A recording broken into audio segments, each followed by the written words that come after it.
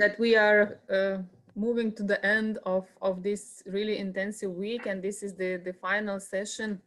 And I think it is a very nice wrap up of this school with the topic of academic integrity policy. So I wish you all to still have some patience and attention after that much work. And Camila and Sarah, I really thank you for your early hours joining all of us, and good luck with the session. And I hope to see you everyone in the closing ceremony right after the session. So Salim, good luck. I'm leaving you with your session. Thank you, Inga. Zinat, are you available here? Hello. My gosh, I cannot believe we are at the last session. It's so exciting, guys. Hats off to all the students who've stayed with us and who've been attending and been so engaging throughout the 5 days. And of course, we are so excited for this very last session. We've got the amazing Sarah, who's back at, I think, 5 a.m. Canada time. Look at the passion. Salim, of course, you guys all know, and Camila from International Center for Academic Integrity. So awesome to have you guys here, and all the best. And we will see you guys, of course, at the closing. Okay, thank you, Zinat. Now I'm going to share my screen. I believe I can control the screen when you are presenting Camila and Sarah. Are you happy with this? Yes. Okay.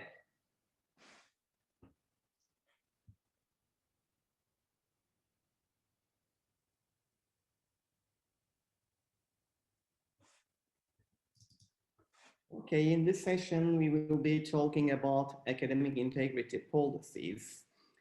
And we are very happy to welcome Sarah Eaton here from the University of Calgary in Canada, and also Camila Roberts from Kansas State University. Camila is the president of International Center for Academic Integrity, and Sarah is the chief editor of International Journal for Educational Integrity. And I'm so happy to be with them here in this session. Camila, I guess you'd like to start and introduce academic integrity policies, provide the background for this. So I go forward to our structure and leave this stage to you. Thank you. Yeah, so I do want to let everybody know in advance as well that I am only going to be in the session for the first hour, especially with it being the morning. My kids will be waking up soon, and we have lots of activities that I have already committed to prior to this. So I will only be here for the very beginning of this, but I will hopefully enjoy my time with you all. And so I definitely appreciate Salim asking me to join in. But I think that when we're talking about academic integrity, I mean, we really have to talk about, well, how are we going to hold students accountable? How are we going to discuss academic integrity at an institution? And that's the idea of the policies. And so you see on the screen here what we're going to be talking about today, to give you some examples, but then also to allow you to be able to critique and look at your own policies, or start developing policies. So we're going to talk a little bit about some of the background of how policies have been in the past, but kind of where they're headed now, really looking at that holistic approach to policy development, and how curriculum plays a factor within that, but then also looking at the idea of that policy you can't only just have a policy. It's the idea of creating the culture of integrity at the institution, and how do you actually create that culture, and using the policy as a guide and a tool for that, and then it's really some hands-on things, looking at what are some core elements of good policies, and Salim and Sarah will also go through quite a bit of related projects that have been going on around the world about policies, and policy development, understanding who has policies, who doesn't, what is a good policy, and then some excerpts from policies to really help you understand how you can build your own policy or how you could adjust your own policy. So we can move forward. So we're going to start with just the idea of the background of academic integrity policies, and I encourage my co-presenters to pop in whenever they would like to, because I think we all have things to share about these topics, but I encourage you to pop in. So that's my side point to my co-presenters. But if we think about the idea of policies, and even just rules and regulations in general, not even talking about in terms of academic integrity, when you think about rules and laws and regulations from long ago, they were very much a reactive, and they would try to detect, they would try to figure out, did something occur, and they would react to it. And I think that even with the academic integrity policies, when institutions started saying we need to be doing something, it all started with the detection, that they wanted to detect that something was occurring and then react to it. But what we're seeing now in the transition of the types of policies, and what we're seeing, what works best with policies, is the idea of an educational and very proactive approach. And so it used to be, as Tracy wrote in 2011, that we used to have a very punitive approach, so that again, it was very reactive, that the policies were structured around, if you did something, then this is going to happen. And now institutions are really trying to look at more of the educational approach, thinking that we need to be very intentional about talking with our faculty members about what academic integrity means, talking with our students about it. And that's going to also, in turn, as we'll talk in a second, about creating that culture of academic integrity. And so that's the idea that the policy cannot change everything. And that's something in the United States, especially, I mean, that's the one of course, the area I know the best, is that the United States, many times institutions will say, well, we'll just create a policy and things will change. That's not the case. Just creating the policy starts maybe some conversation, but if the policy is not upheld, it's not going to change anything. If people don't have a buy-in to the policy, it's not going to change anything. So the policy is definitely that crucial cornerstone to having a culture of academic integrity.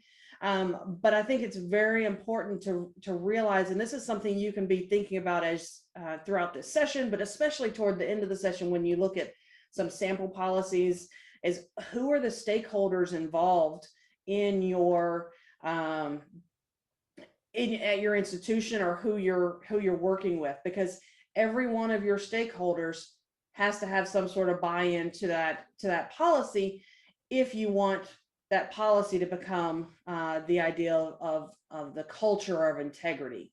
And so it's definitely a holistic and that multi-stakeholder approach, because we're not just focusing on our students, we're also focusing on our faculty members, and looking at it across the board of from when our students are first coming onto campus, and even in the United States, we're starting to look at, okay, what can we do in our K-12 institutions? I know that ENAI has done a lot more than ICAI has in terms of looking at what we consider the kindergarten to 12th grade, the grade school work, but it's making sure that we have the programs involved, that we're providing that support from a young age or before they've entered an institution, continuing on.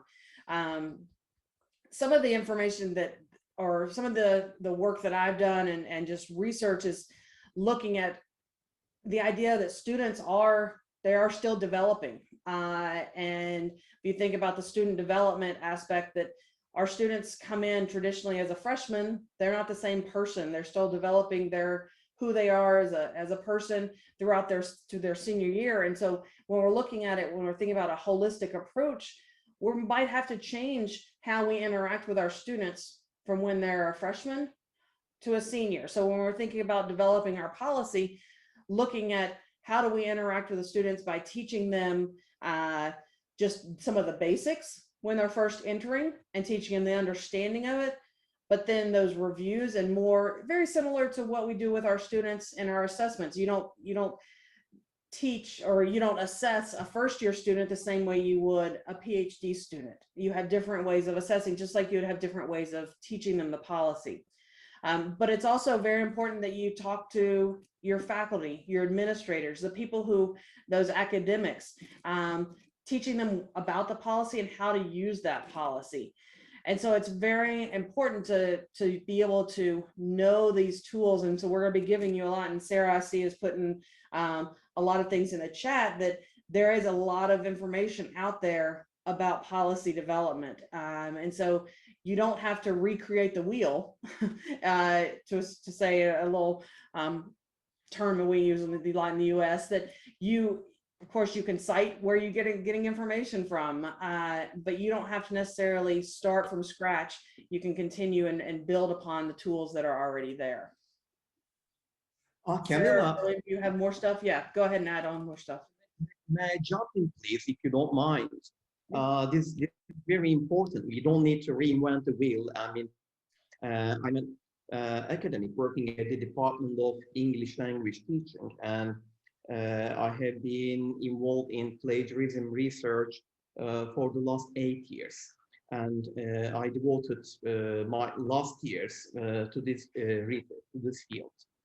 However, at the very beginning, I tried to familiarize myself with academic integrity research, and later, recently, I understand that I lost quite a lot of time to understand that the things that I was trying to solve were already solved.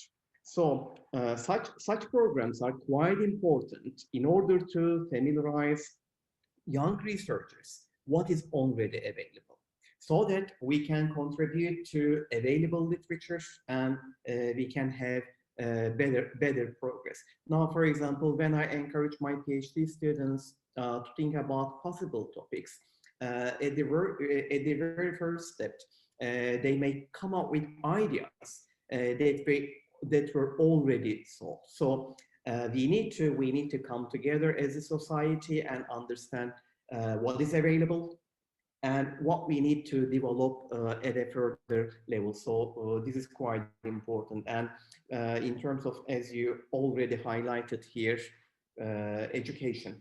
I mean, in the holistic approach, we need to deal with trainings, and the trainings should be covering both in-service teachers or in-service faculty members, or the others who are not working yet. I mean, pre-service teachers should be taken into consideration as well.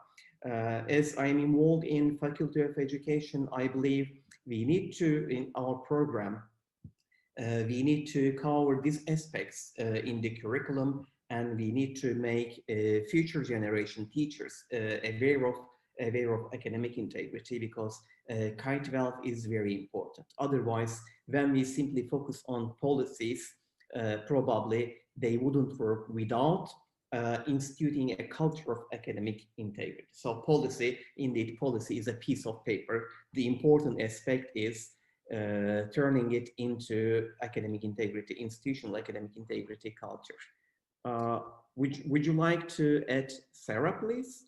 Yeah, sure. Yeah, and I appreciate these perspectives so much, you know, and you may have noticed this on your campuses as well, or not, depending where you are. One thing we've observed on our campus is this need for training, not only for students, but also for faculty, but on an ongoing basis. So being a multicultural country, we have high levels of student and faculty mobility. And as I'll share later on through some of the research I've done here, even within our own country, there are inconsistencies with the policy definition. So when we have faculty members coming from other universities, whether they're in this country or from another country, they may be more accustomed to different kinds of policies. So we find the need to continually provide people with training and support, not only students, but also our staff and our faculty, to ensure that everybody understands what are the current policies, and also to help them realize that if they have come from a place where there has been a policy before, that it could be different at every university, which is one of the peculiarities, in my country, where I'm sure we'll talk about it as well. In some countries, policy is centralized. In other countries, it is decentralized. And I think for countries where it is decentralized, creating those educational approaches and professional development so that people can become acculturated to the particular institution where they're working at a given time, I think is super important. Thank you, Sarah. Sarah and Camilla, before we move forward, shall we have a very quick quiz? Sure. Okay. Sure. If you like, let's ask our students what they understand from a policy. In the chat box, please very shortly define what you understand an academic integrity policy.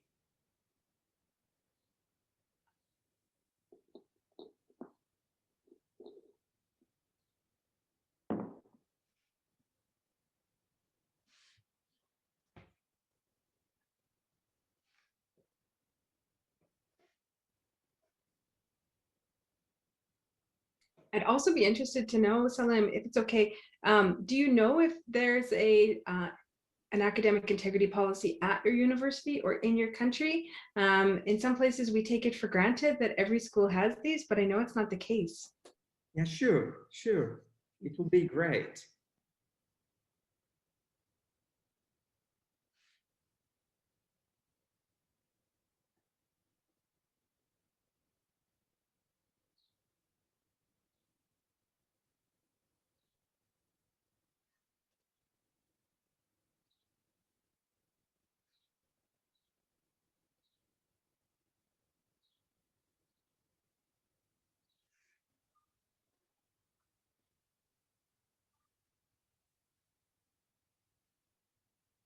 As Özgür is studying academic integrity policy in his PhD, he comes up with a perfect definition of policy here. He says that a policy is the end product of the collaborative efforts of all stakeholders at an institution and regulates how academic integrity is conducted. Yes, in a well-developed policy, we need to see the interaction of all stakeholders and their responsibilities, what their responsibilities and what their rights are.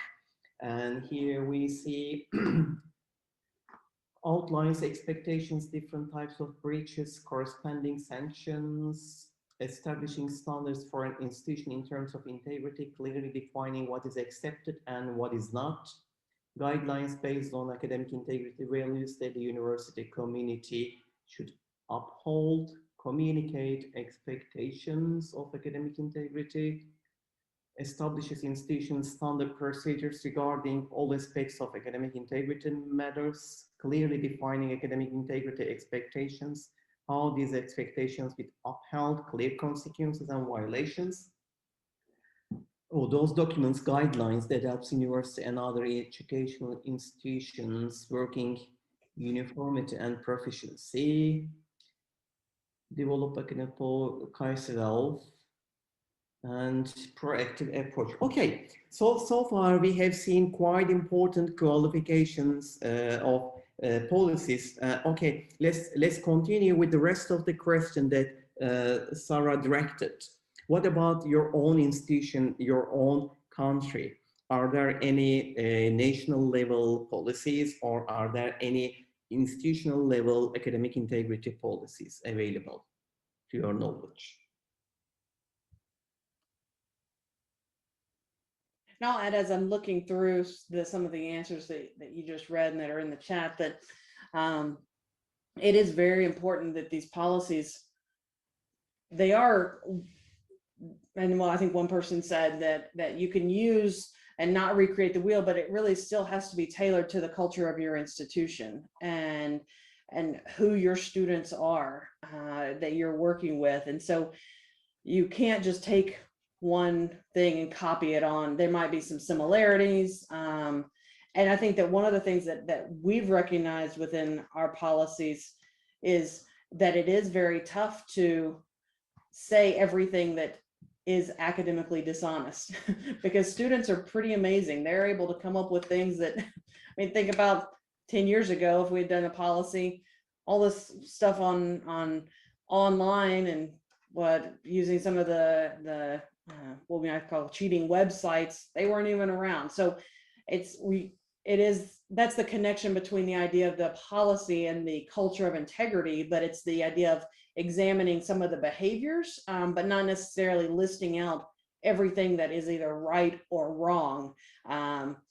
Unlike a legal system where you can say you're not allowed to do A, B, and C, we can talk more about the idea of these are the guidelines. This is how we want you to act, and when you fail to act in that way, then that's against our policies. Okay, thank you, Camilla.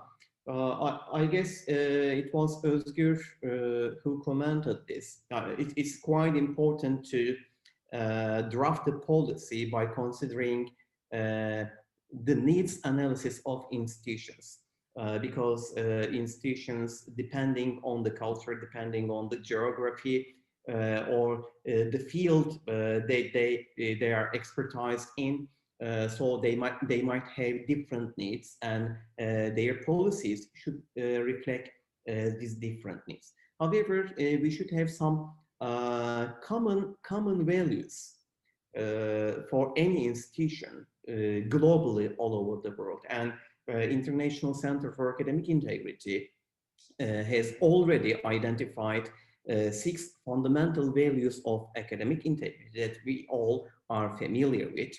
And Camilla, you has just published a new version of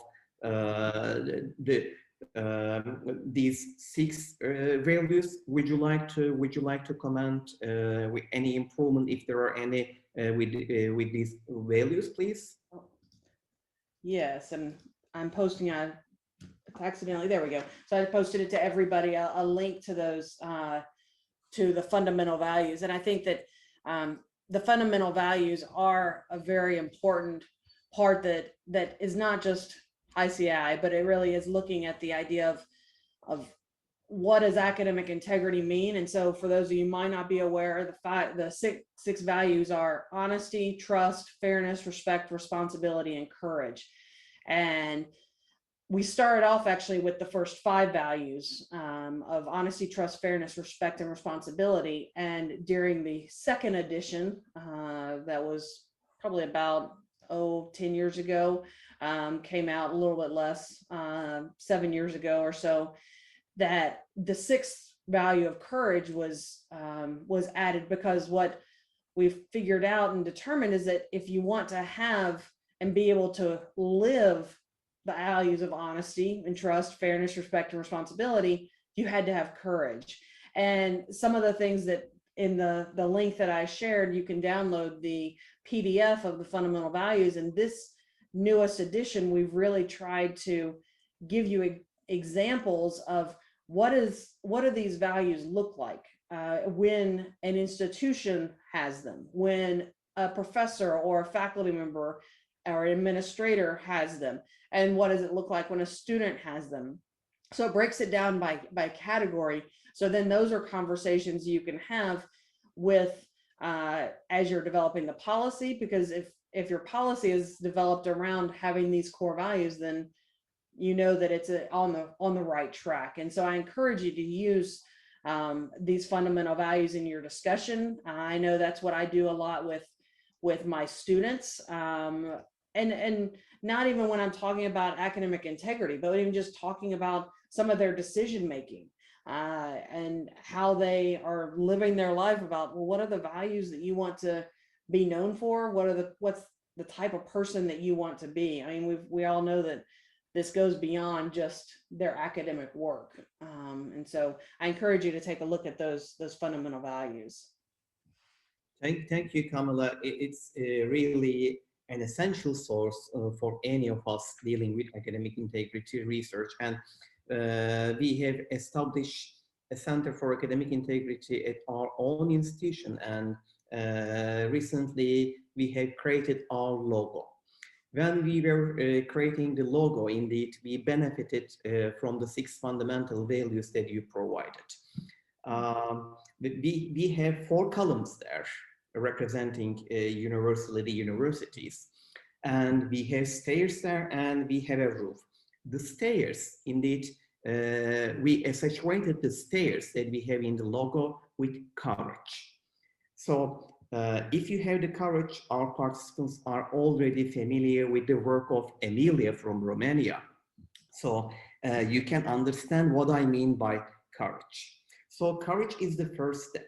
If we do not have the courage, then the other 5 fundamental values, I'm afraid, they lose their impact. So in order to make them come together, at the very first step, we need courage. And then in our logo, we identified the roof and accentuated it with honesty. So honesty will be bringing all the other values together, and we have 4 columns. 4 columns will be representing the other 4 values. So I'd like to thank to your center for coming up with these 6 fundamental values, which help all of us to understand the concept here. Well, thanks. I'm glad they're useful. So. Okay. So I'm moving forward, if you like, and we have the 5 core elements of academic integrity policies. Indeed, these 5 elements are coming from Tracy's work. These are access, approach, responsibility, detail, and support. Sarah, would you like to talk about them? Sure. Yeah, absolutely. These core elements of academic integrity are ones that Tracy Bertag and her team developed in 2013, or they published them in 2011 after they analyzed the policies of all universities across Australia. So they conducted their analysis, and then after conducting the analysis, they came up with these core elements of exemplary academic integrity policies to create a culture of academic integrity. So you can see on the screen there, support, access, approach, responsibility, and detail. And in the project I'll show with you later from Canada, we used Bertag et al.'s framework as the basis for our analysis. So I think one of the reasons that we're sharing this framework with you today is that it can serve as a basis for policy analysis and policy creation. So I can quickly go through and unpack the 5 points on the screen, and then I'll ask Camilla and Salim to add in their thoughts as well. But she identifies these 5 aspects of it. So the first is access, that the policy is easy to locate and read. It is concise and comprehensible. So as we were conducting our policy analysis, we took that to mean that the policy should be publicly available particularly if it's a state university or a publicly funded university.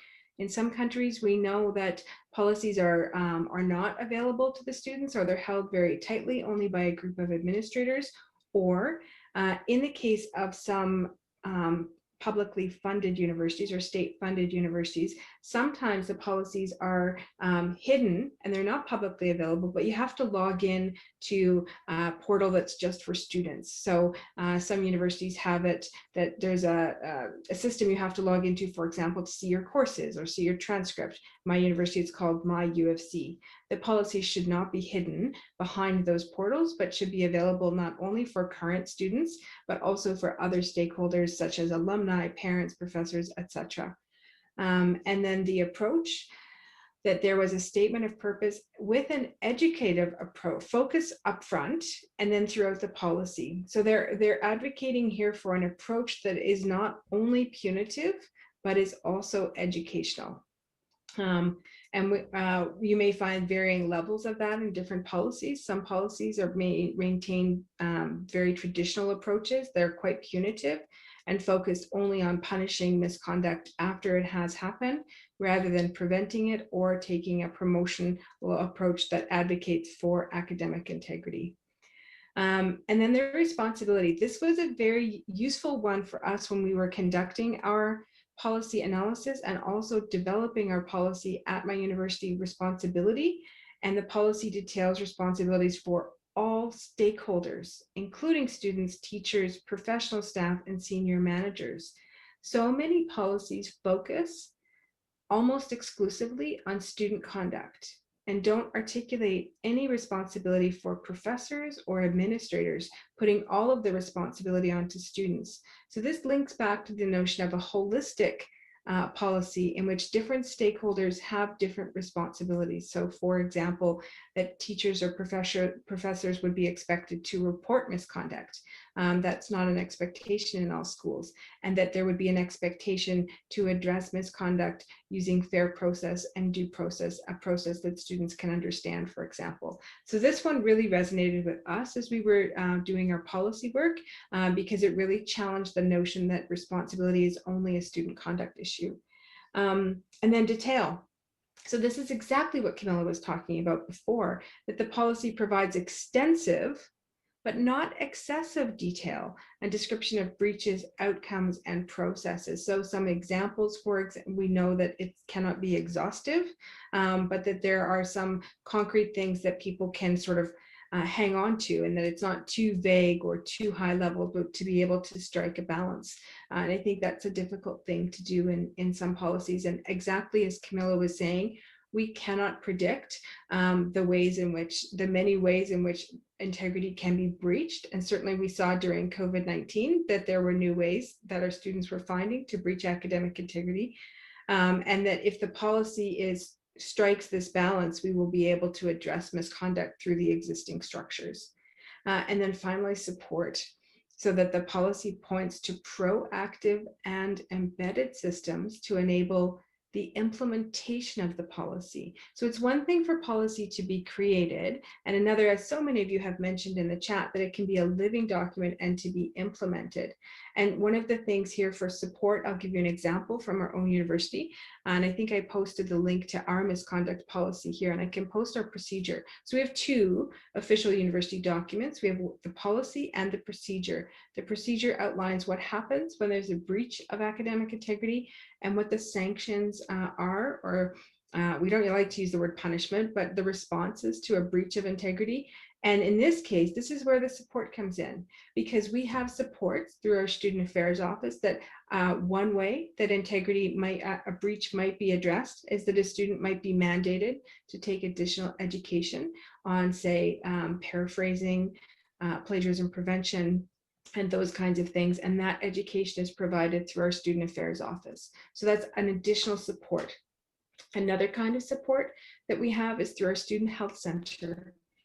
In certain cases, part of the response from the administrator to the student is that the student can be mandated to go to the student wellness center and have an appointment with a counselor or a psychologist if we think that they're experiencing such extreme levels of stress. We also have a campus mental health strategy to help support all of our students and members on our campus. So this is an additional support, and that students would then have to come back and at least be able to show that they went to the appointment with a psychologist if that's needed. It's not every case, it's only certain cases.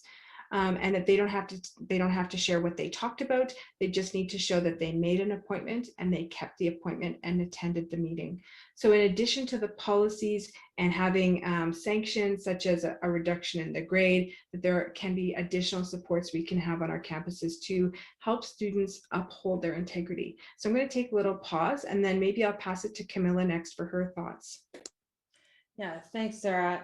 I think one of the things that a couple points. First one is that, as you can tell even by the graphic design, that these all have to work together. You have to have all of them. If you leave one out, that circle's not closed.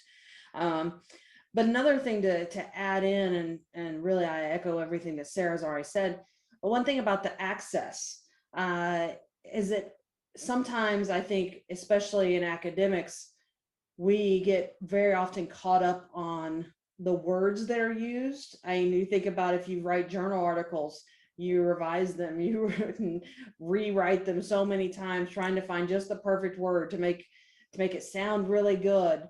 And I think what we hear is for feedback from sometimes when we're doing our policies revisions or we're helping institutions with policy revisions, is that it needs to be in a format that students will understand. So if you start using a lot of legal jargon and legal terms or very professional terms that academics would understand maybe, but are just a regular student who's coming to your institution who doesn't have that academic background,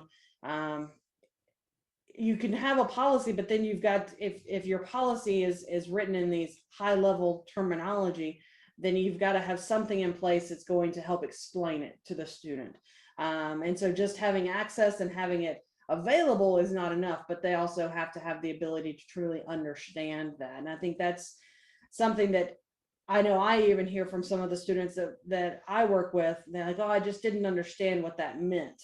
Now, yes, there are some times that they might just be saying that. Unfortunately, they are like, oh yeah, I didn't understand, when I know they really did. But it's our attempt when if we have the ability to create this policy to truly make it in such a way that they do understand the words. And that's why when you are developing the policy, the students are part of the stakeholders. So I encourage you to have students involved in that development or in the revision, so they can give you that feedback to say, listen, this is not making sense, or when I'm reading this as an 18-year-old, this is what it looks like to me, but I'm reading it myself as a 40-plus-year-old, and like, oh, well, it makes perfect sense to me. And so we're not in the same area of life anymore. And so we need to be able to see, well, what's your impression of this? So that's very important with the access.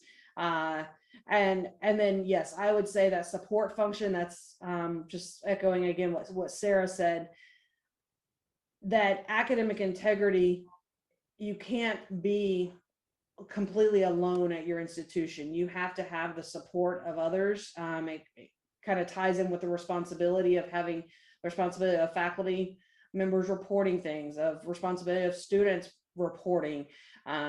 But you have to have that support, because if you are the only person holding students accountable, then students aren't going to see it as that culture. They're going to see it as you being the person holding them accountable.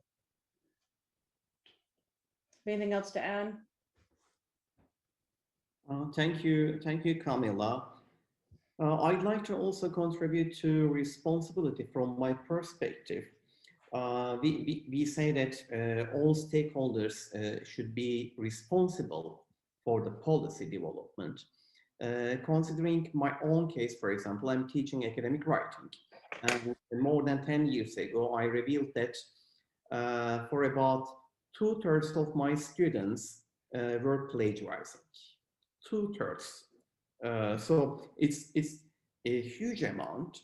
And at that time, when I revealed that, I was so surprised, shocked, and I wouldn't know what to do. However, as the lecturer, I realized that I was doing something wrong. Because if there are so many students who are plagiarizing, it means that I need to, as a lecturer, I need to take the responsibility. Okay, for the students, there will be some responsibilities, some sanctions. However, for me as well as the lecturer, there should be there should be some actions that I need to take into consideration. So this how I develop my recent curriculum, for example, by learning from my mistakes. So from the point of responsibility, it is quite important. I mean, as lecturers, we shouldn't accuse simply our students of plagiarism, and we shouldn't deliver the sanctions. Otherwise, this will be a punitive approach and it wouldn't work. And considering the last item here for support, as European Network for Academic Integrity, we are now developing a module in order to support for victims. So this is important in terms of restorative justice, because in many of the policies, unfortunately, we cannot find issues dealing with restorative justice. So supporting the victims should be also taken into consideration. When we move forward here, we will see that considering the approaches, for example, the positive approach from Bertram Gallant, academic integrity must be predicted on attention to institutional integrity. If institutions, institutional leaders, and authority figures fail to model and uphold integrity, then it will always be difficult to ask students to do so. Okay, I am a lecturer, I am an academic, and if I do not act with integrity, then it doesn't make sense to ask my students to act with integrity. So at the very first step, we are going to be role models. And role modeling here does not refer to simply saying something. Role modeling will be acting with integrity, so that your students will see the model. Okay, I should be a lecturer like him, like her, so that they are going to follow your steps. Otherwise, it wouldn't work. So considering positive approaches, this is an important aspect. And also we need infrastructures. Okay, here, for example, we can consider policy development as an infrastructure, or for example, having access to text matching software. Okay, they could also be considered as infrastructure. However, stakeholders coming together, this could be a more important issue here. And then as institutions, we should have some policies regulating lecturers, regulating students and all stakeholders here. In some countries, as you previously acknowledged, there are national policies directing institutions. For example, in Turkey, we have Council of Higher Education, and Council of Higher Education, they publish some regulations, and they send the regulations to the institutions and expect universities to follow these regulations. This might be the case in some countries. However, in some other countries where universities are acting independently, they might be free to create their own academic integrity policies independent from a national one. Here, the important aspect, again, will be saturating the policy with pedagogical issues. In the curriculum, pedagogical methods should be taken into consideration. Here in this quote, you see, which is taken from Tracy's handbook, Bertram Gallant refers to assessment several years before the pandemic. Now, by the pandemic, we saw the importance of, we realized the importance of assessment and the design of the assessment and how it fits with the pedagogical methods, teaching methods. It is quite important. If as lecturers, for example, we are talking about stakeholders coming together, if as lecturers, we are not carefully designing our assessment procedures, then it means that, unfortunately, we might be leading our students, encouraging our students to cheat. If you're a lecturer and if you're delivering multiple choice questions in an online examination, then probably your students will try to find a way to cheat. It means that the assessment must be designed in another way. Therefore, the policies in the last 2 years, for example, related to online education, the policies of online education, to my understanding, may differentiate the policies, regular policies that we had earlier. And here, again, I'm repeating it, teacher training, either in-service teacher training or pre-service teacher training. Both of them are quite important, because if we do not educate, if we do not train teachers, we won't have enough impact in the society. So to increase the impact, we should spread the promotion of academic integrity to K-12 level if possible. Therefore, faculties training teachers, they have a quite important role here in terms of training teachers. Here previously we related policy development with creating culture of academic integrity at the institution. And here I'm going to refer to a model provided by Stephens. Here it is a 3-level model of intervention. And in this model, we see how different people with different roles, stakeholders, they are coming together here to institute the culture of academic integrity.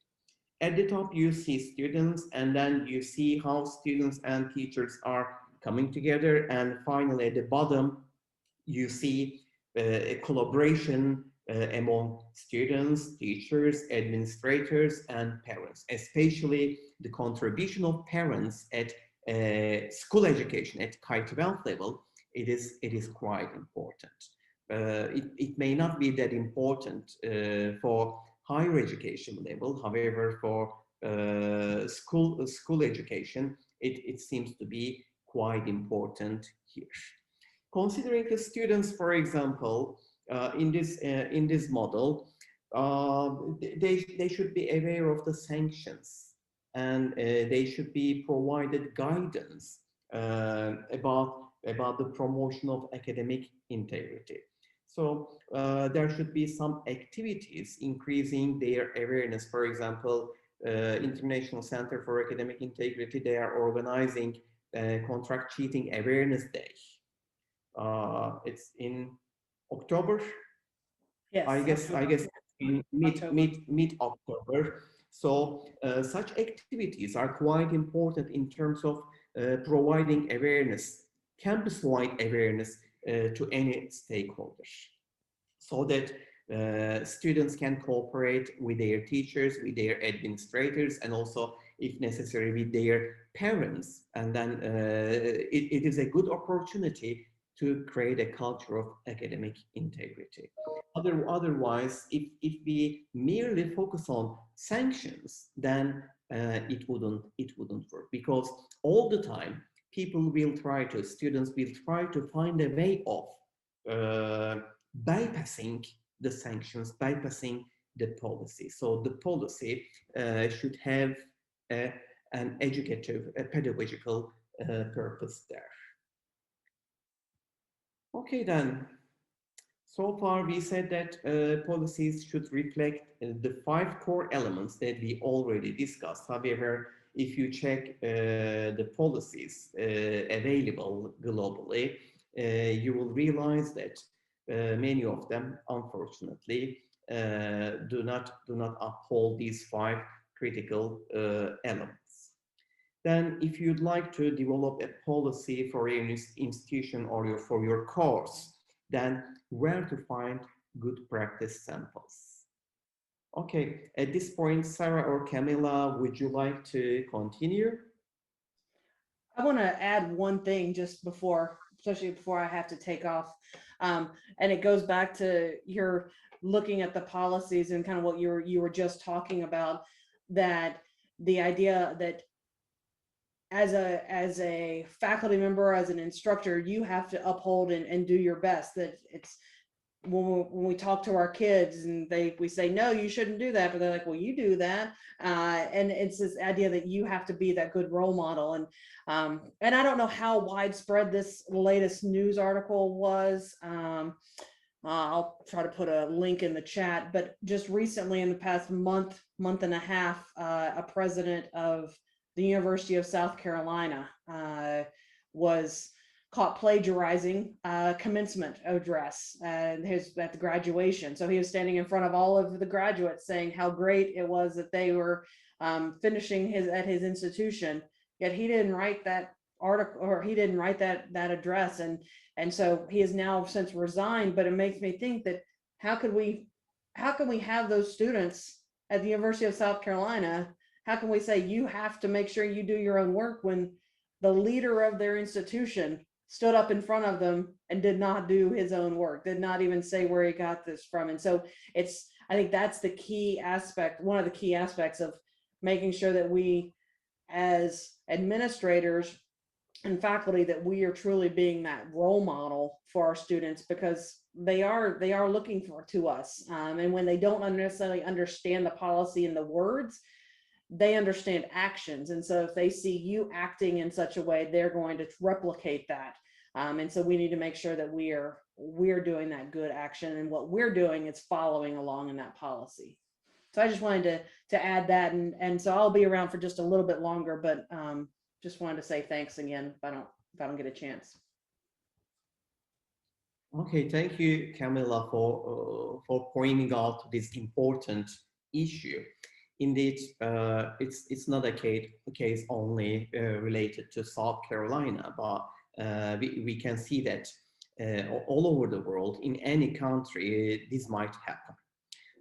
Not limited to university, not limited to presidents of the university. Sometimes we can see that important figures such as politicians, for example, or policymakers, they're also involved in such academic misconduct.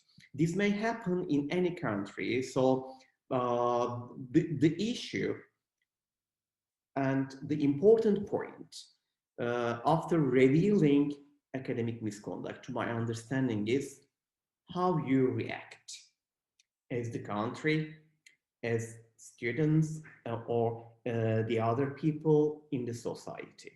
I mean, in the case of academic misconduct, if you are talking about corruption in a corrupt society, there wouldn't be any sanctions. It wouldn't have any impact.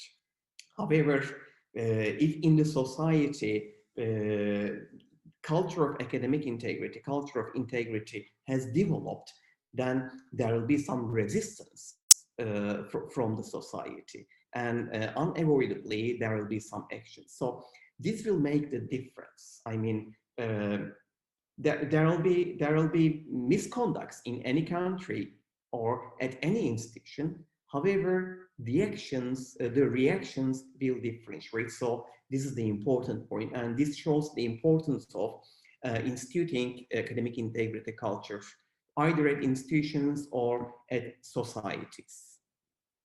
Sarah? Yeah, I think these are really important points as well. And that case that Camilla brought up from the University of South Carolina in the United States is one.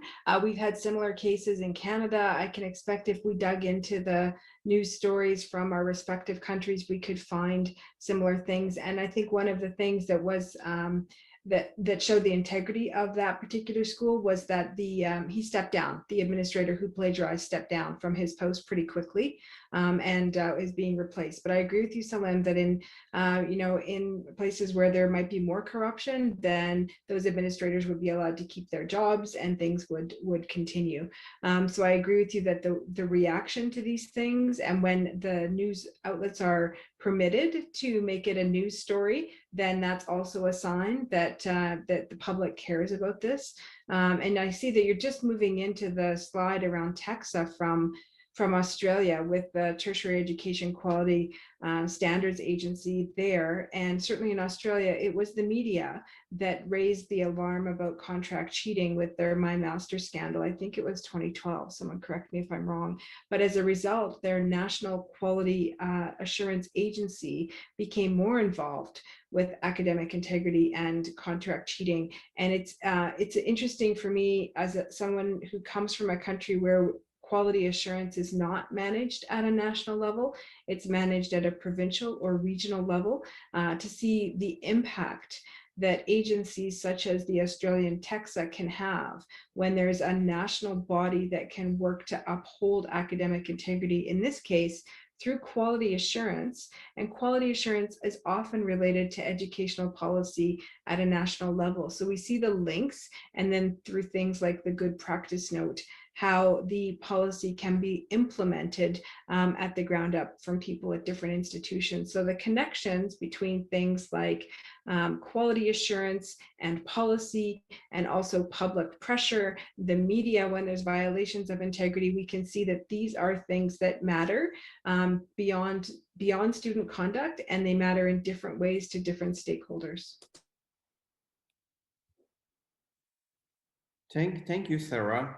Really important points, and you referred to the issue from historical perspective. And at this point, I'd like to encourage our students, if they haven't yet, read the handbook of academic integrity, which was edited by Tracy. In the handbook, you will see several examples from different countries, including Australia, for example, how it started and how the society reacted and how they managed to become one of the leaders of academic integrity globally as the country. So this happens, misconducts happen in any country. However, the policy that you have will make the difference. And at this point, I guess, Camilla, you will be leaving soon, right? So I just want to go back here. I'm just going to stop sharing. Just a second, please.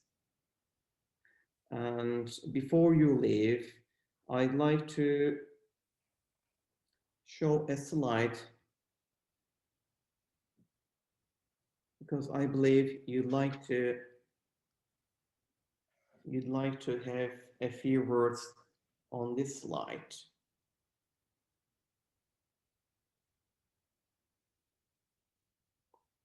We are talking about good practice not here, and this is the guide again by Tracy Bretak, specifically focusing on addressing contract cheating to safeguard academic integrity. However, in this guide, there are several important policy samples. So before you leave, I'd like to leave the stage to you, Camila.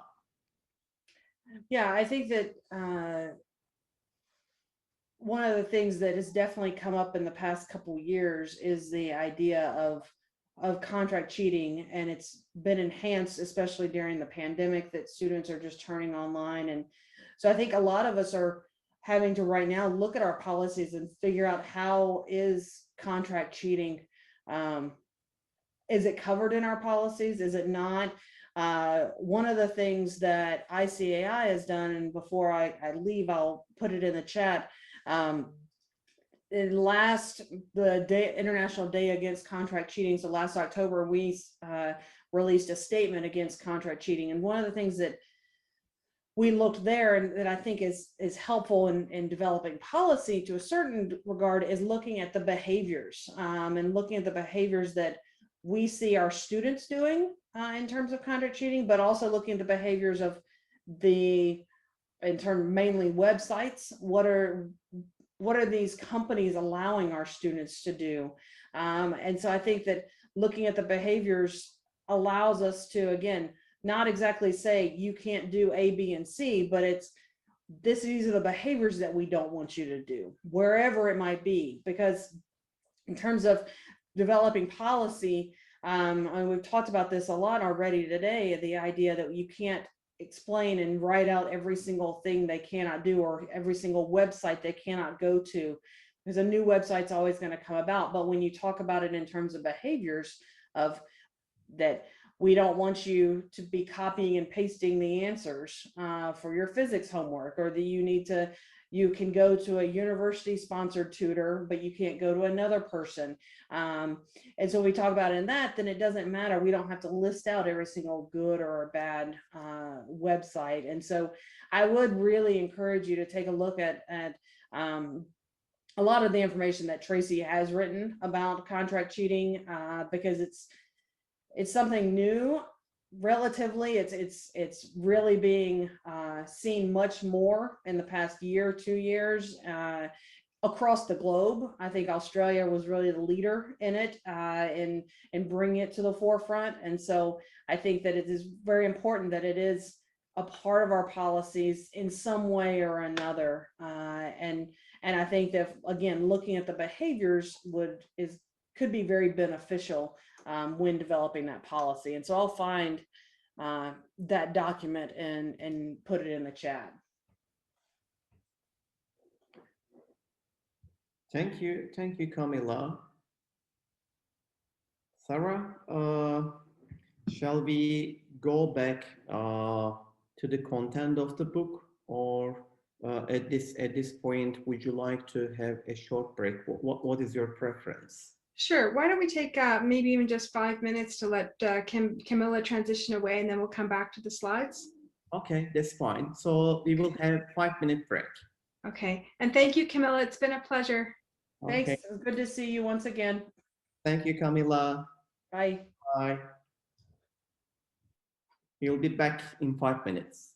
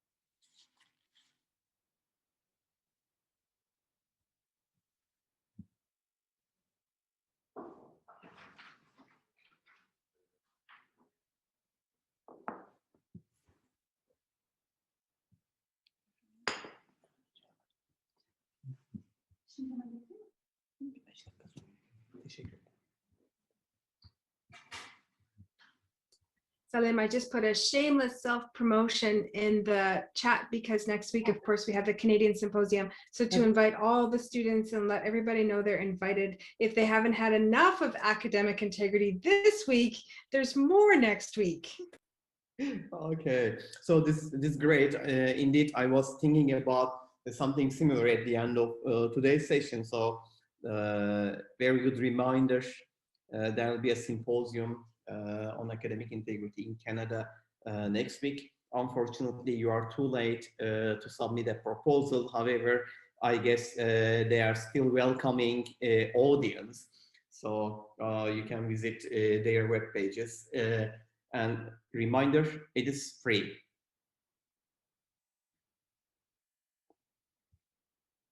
So it's good to see that there are many free events available on academic integrity worldwide, because people in this field, they have an ambition of promoting academic integrity at any occasion. So you can find many free activities, useful activities that you can take part in. So please register the newsletters of International Center for Academic Integrity, European Network for Academic Integrity, and when you check their web pages, you will see some other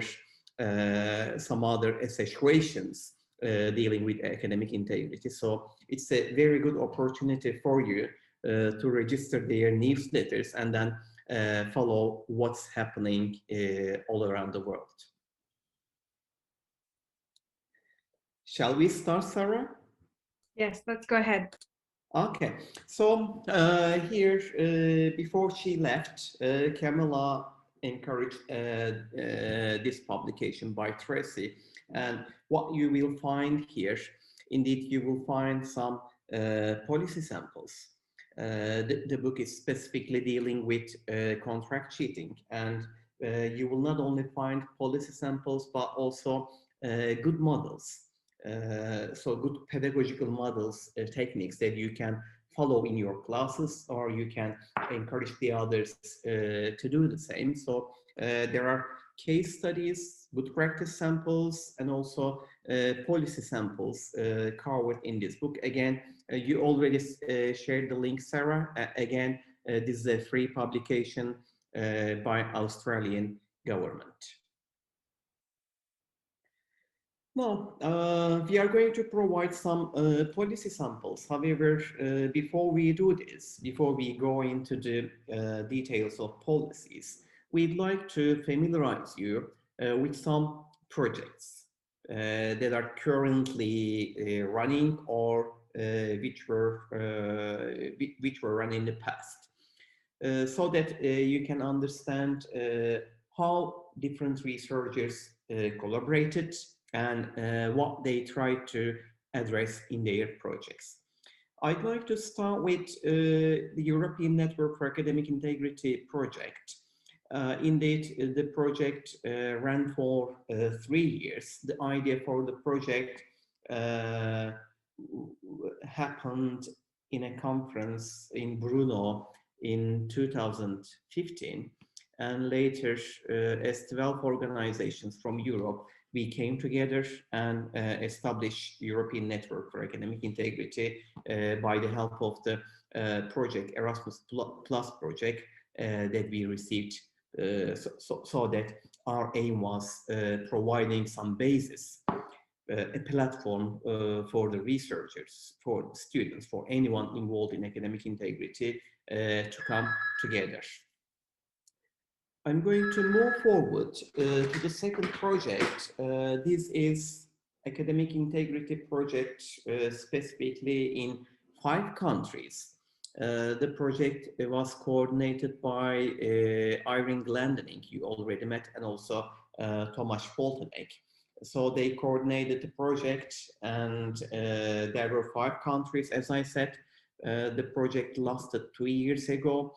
And the project aimed to reveal the policies and procedures dealing with dealing with academic integrity in these 5 countries.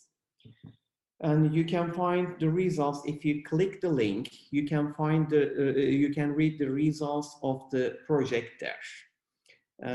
The project collected data by means of questionnaires, and also the researchers visited. They had visited the universities in these targeted countries. So it is good to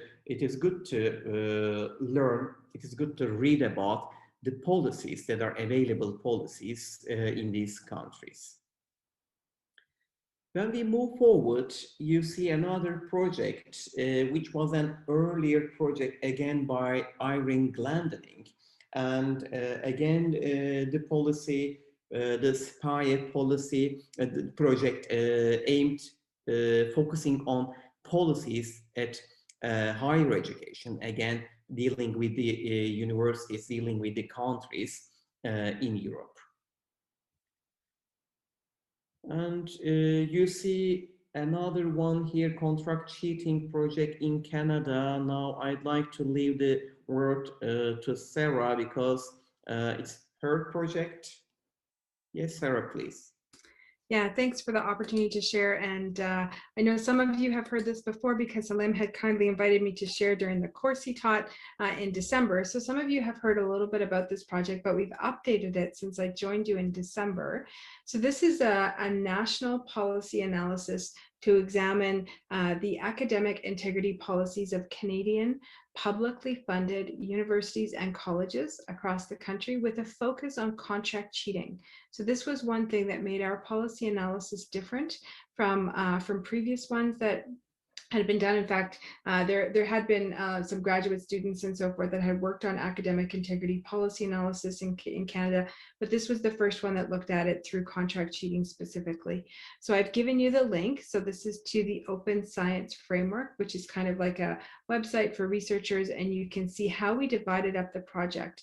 And I got mentorship actually from Tracy Bretague on this project, because we modeled it after the project that she ended up publishing, those 2011 papers that resulted in the core elements of academic integrity. And so in 2018, we had a Skype call, and she basically coached me on how to set up the project, and advised me it was because there are so many universities and colleges in my country, that not to try and do the whole country at once, that it's too big, but to divide it up by regions and institution types. So we did that. So you can see on the webpage, we divided it into phases. And we're just in the process of completing the 5th phase, which is looking at our Atlantic Canadian universities. We've already looked at the policies, examined and analyzed the policies from Ontario, which is our biggest English-speaking province, and from all of Western Canada, including the province where I live. We've also looked at the colleges. So we have universities and colleges, which would include the polytechnics, for example. And some universities are polytechnic, but colleges would be largely for trades. And we have published from it. You can see on the website, if you follow the breadcrumbs, you can see various ways in which we have published from this project. This was an unfunded project for us, but it did allow us to help build our community, because at that time we started the project was 2018, so it's still ongoing. We didn't have a lot in our country in the way of research collaborations going on. So a lot of the work that had been done had been championed by our province of Ontario, and through the work of people like Amanda Mackenzie, through the International Center for Academic Integrity, and some practitioner work.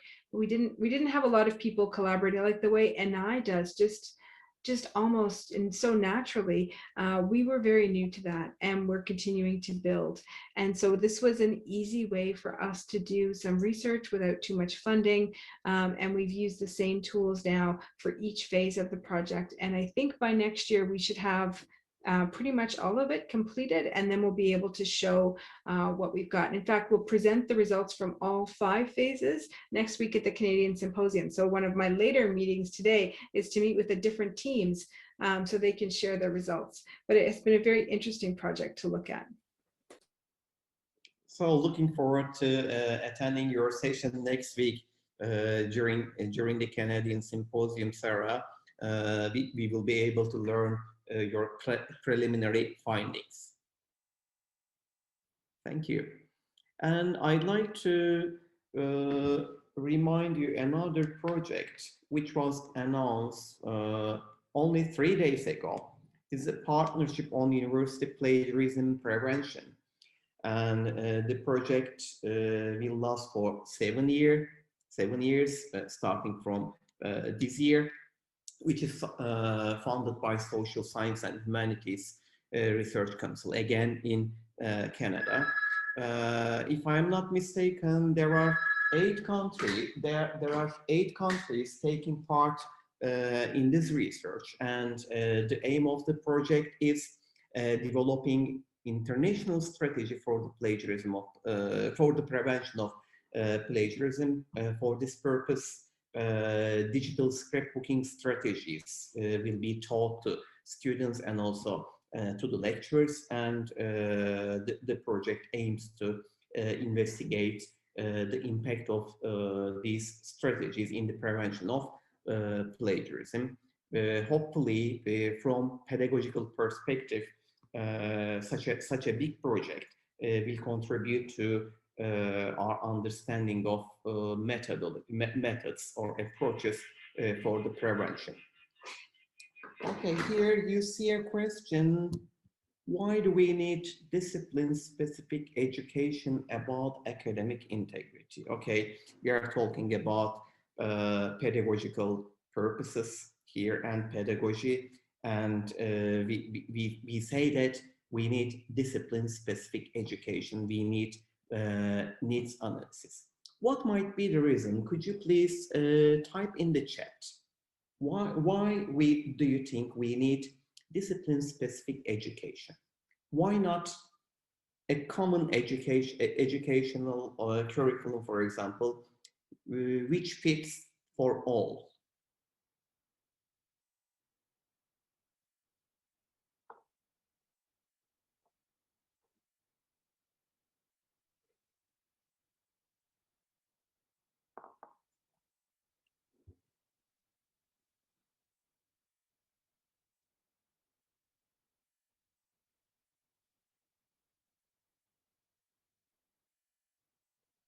Different practices, different subjects, disciplines have varying standards, expectations, standards and practices vary among disciplines. Do we have any other responses? Preparing for different ethical standards. Every discipline has its own particularities. That's right.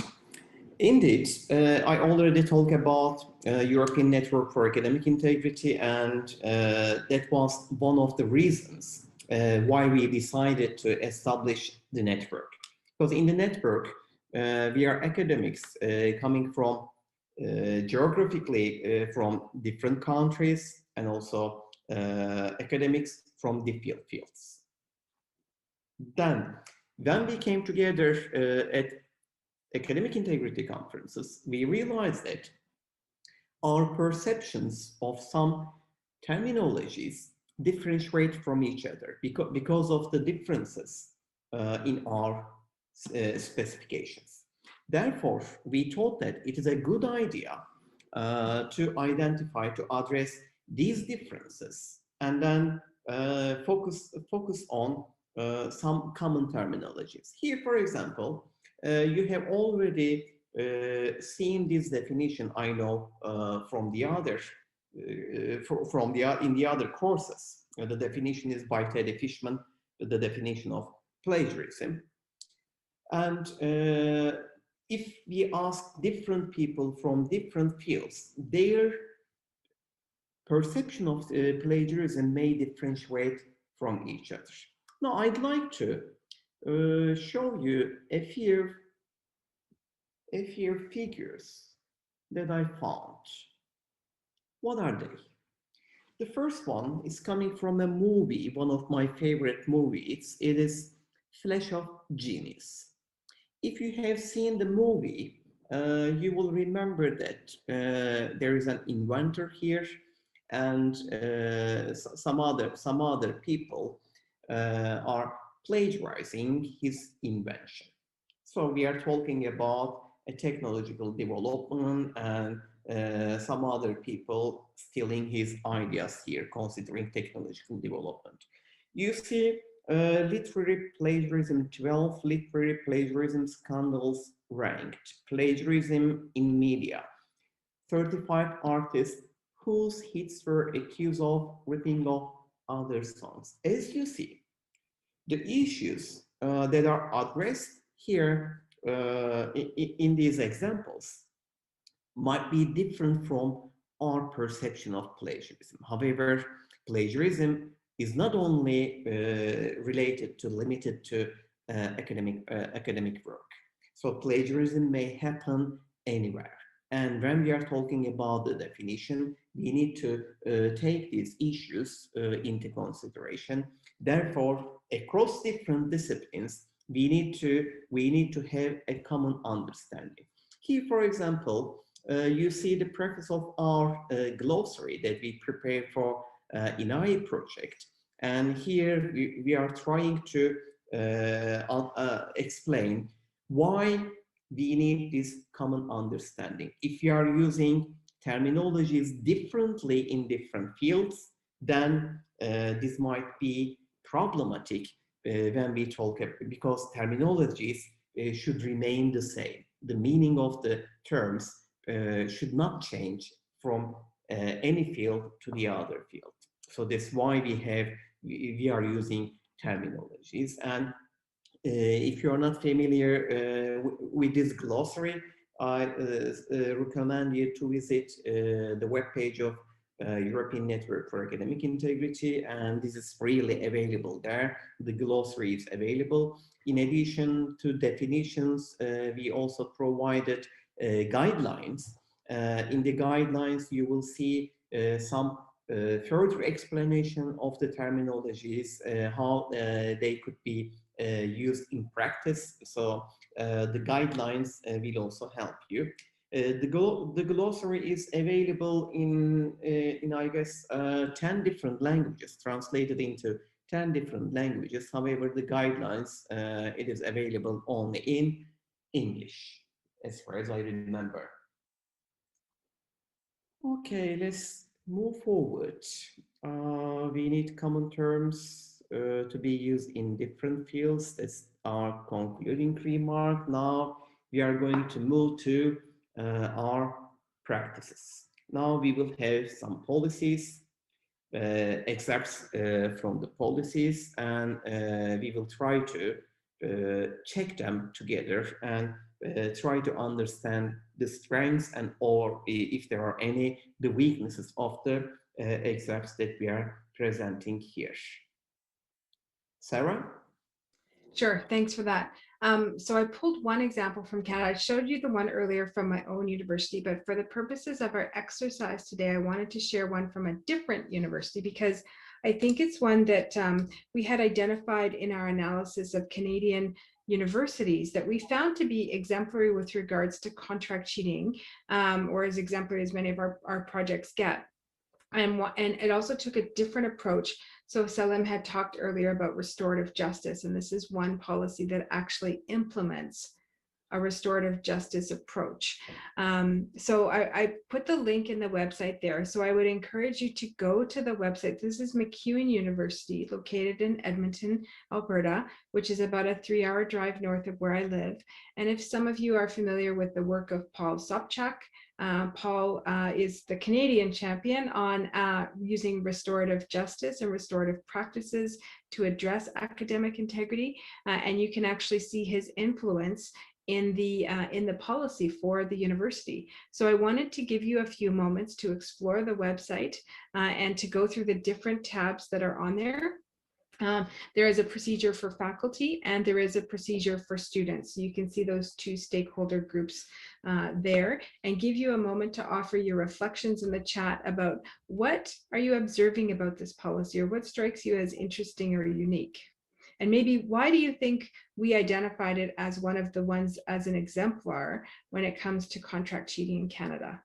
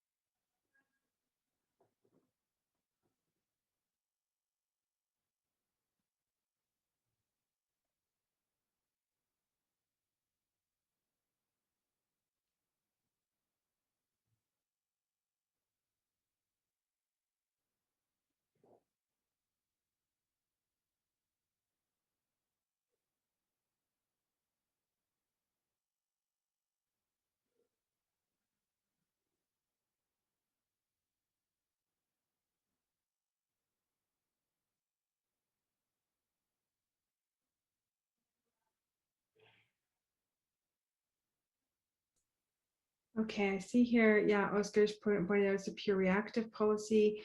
Beatrice has said it's a multi-stakeholder approach. Angela said she's great. She loves that there's templates available for faculty. Yes, I've just noticed that some of them are behind an institutional kind of like a paywall, but not quite. But you're right that there are these templates that faculty can use so that everybody is communicating with students in the same way. And it provides support to faculty. Yes, absolutely. And promotes consistency in the practice. Yes. Yeah. Yeah. And Salim, did you want to chime in? Okay, thank you for illustrating the policy sample from Canada. Sarah, now I'd like to move forward to the second example. Here you see a plagiarism reference tariff. Indeed, it's coming from a project run by Plagiarism Advice Org. I'd like to check the policy, the excerpts, two-page excerpts from the policy, and tell me what you think about it.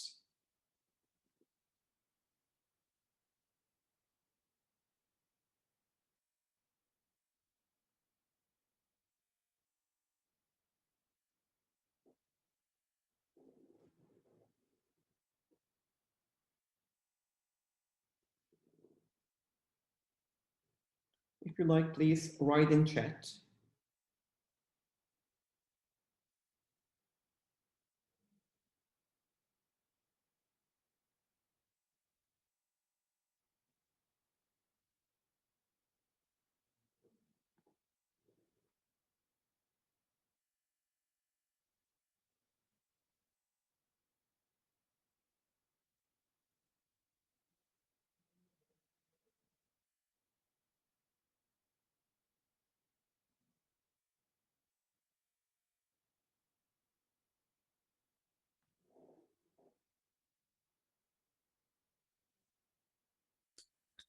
Salim, do you have a web link for this one?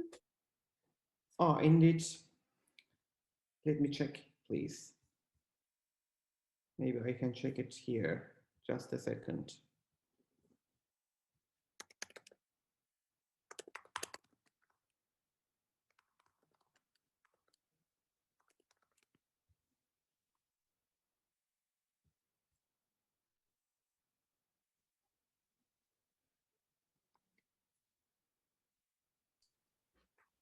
Yeah, I see it now. Thanks.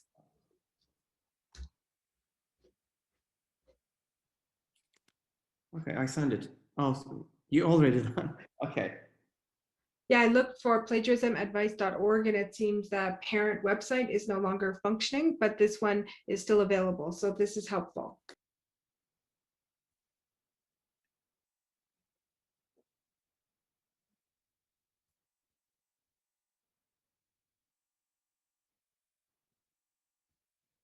Okay, I'm sharing the screen once again, okay?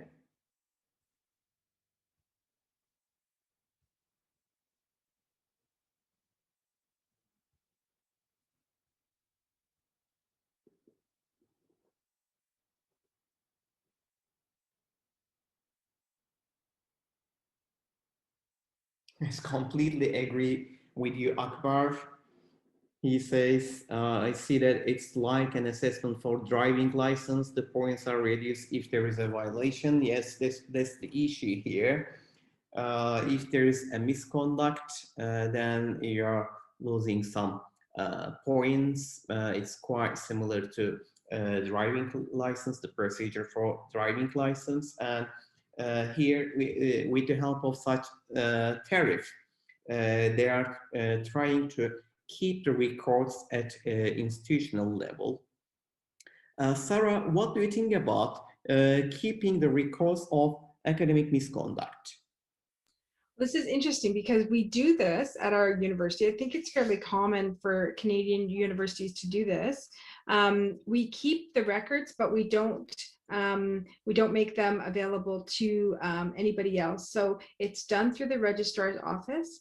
And because our university is big, right? So 35,000 students, and it can be difficult if there's a misconduct and the student's taking one course, the professor in another course might not know. So we do have this central office that will keep track of it, and the penalties will become more severe in the case of a second or subsequent offense. But as a course instructor, I would never know that because of our policy regarding privacy, which is another related policy that we haven't had time to talk about today. But there is the centralized office, and there is an annotation. It's called on the student's transcript, but it's not on the transcript. It's an internal administrative annotation that is only available to associate deans, for example, because we have pretty strict privacy laws with regards to the information that we can share about our students. So we do keep track of it, but the information and access to that information is limited to a small number of people.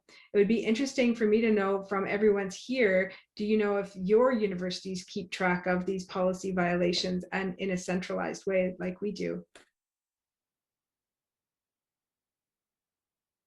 While the others are answering, let me try to clarify what happens here. Considering plagiarism, we do not keep tracks for individual misconducts. I mean, so that is the problem. I mean, we don't have very clear policies identifying the procedure in terms of defining what happens in the case of plagiarism suspects. For example, in my class, if I have any suspects about any student plagiarizing, then I decide myself. We don't have an institutional policy regulating this. So this is an issue. Let's say, for example, a student plagiarizes in my course. So I decide whether it is plagiarism or not, and then I deliver the sanction. However, if the student repeats this in another course, then as we are not keeping the recourse, we cannot differentiate the sanction. And you said that, Sarah, for example, a severe sanction is available at a repetition. So this is quite important, I guess, to keep the records here at institutional level. However, considering the privacy, it should be kept confidentially. However, there is something different at my institution. We are keeping the records regarding any misconduct. So if the student, if there is a case against student, and if there is any penalty, it will be kept institutionally and it will be recorded. Once student graduates, the penalties will be visible to anyone. So if there is any academic misconduct operated at institutional level, dealt with institutional level, it means that it will be available, visible for anyone after the graduation, along with the diploma.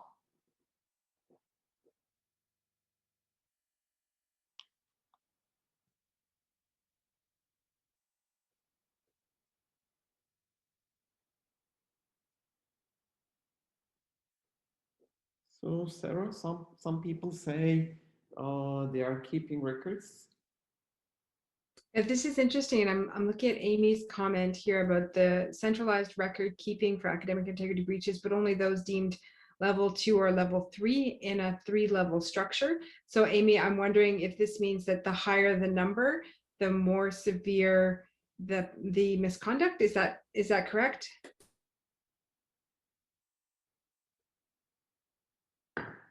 Yeah, I've seen this system before of like levels of penalties, and then the sanctions match the severity or the level of the misconduct, which is interesting.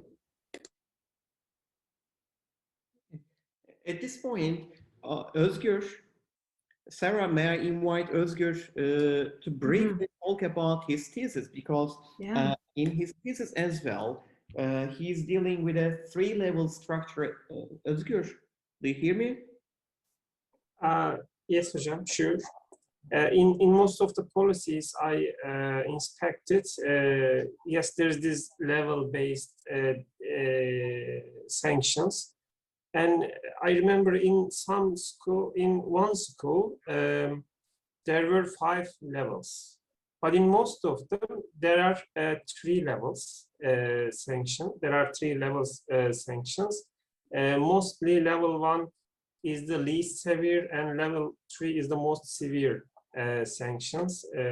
Let me show you by sharing my screen.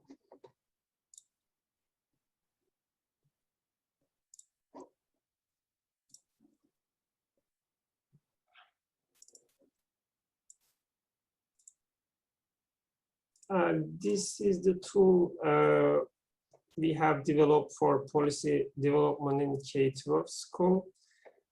And we compiled all the sanctions that we found in K-12 schools, the policies of K-12 schools. And also we used the same system.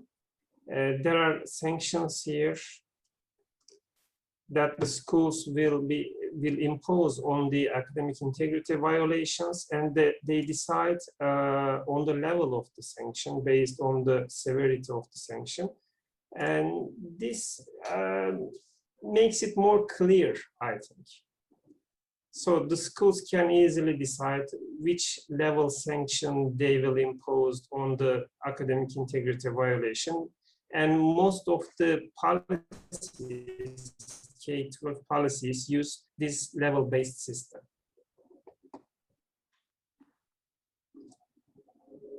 Hocam, also, I sent you an example yesterday, a K-12 policy example. If you're going to show it, it's also sample later. Sorry. Okay, in the forthcoming slide, we will see these samples. Okay, it's the same system in that policy too. Okay. Thank you for the clarification, Özgür. Let me share my screen again.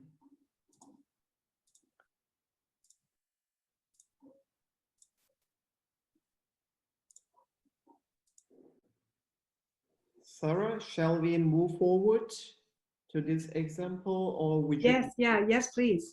Okay, okay, so we have another example here. This time it is from Imperial College London, academic misconduct procedures. If you like, I can share the full text of the policy here with you in the chat box, or Özgür,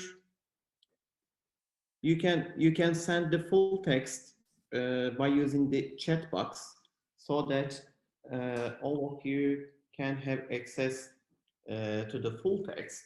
And I specifically Which one? This study?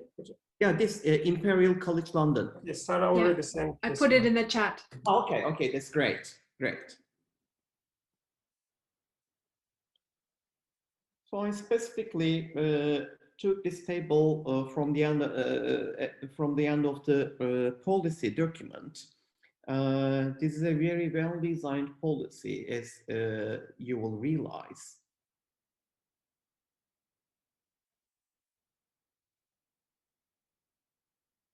When you check the policy,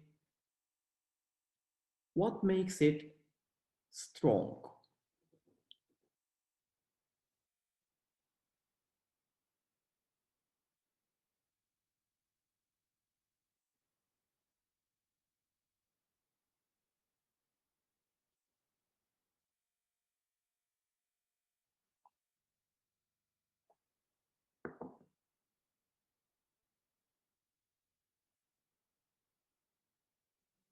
One of the things I like about this example from Imperial College London is how it's set up in a table, that it's clear. And even if you don't necessarily like immediately understand what all of the letters mean, that they have these additional supports available to explain them, and that they define major, moderate, severe.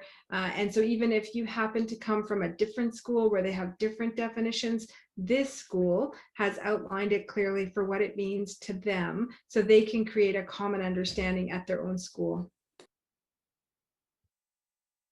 Yes, good explanation, Sarah. it also fits with the five core elements of effective policies, because they clearly identify the type of academic misconduct, details, we are aware of the details, and we can easily match them with the sanctions. And the other issue, it is available. I mean, I haven't shared the link, but you could spot the link yourself, for example. So the policy is available for anyone, and get the issues discussed, introduced there. Caroline, this is a very clear and accessible, not the traded volumes, impressive work. Looking to hear more strongly recommend everybody has a look. Okay, blah blah.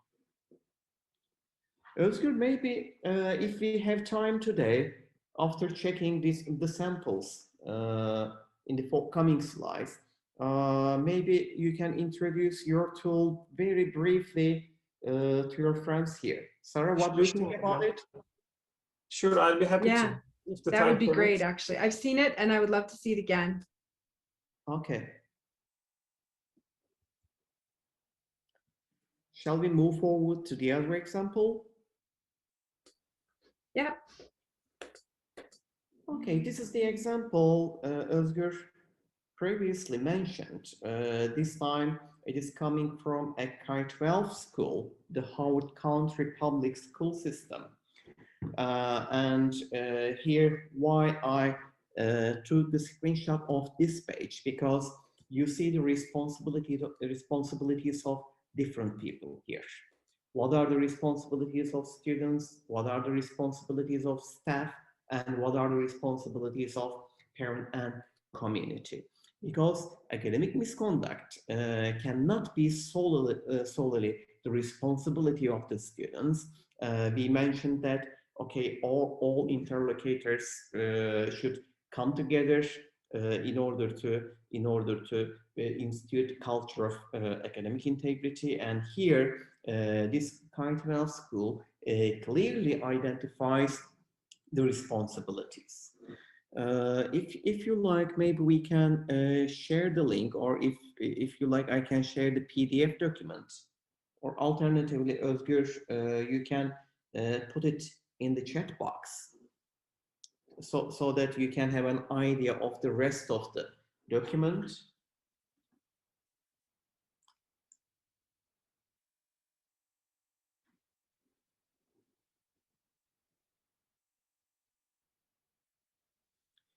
It's specifically important to have well-developed policies at K-12 level, because the problem at universities is here, for example, that's what I've been experiencing at my institution with my students.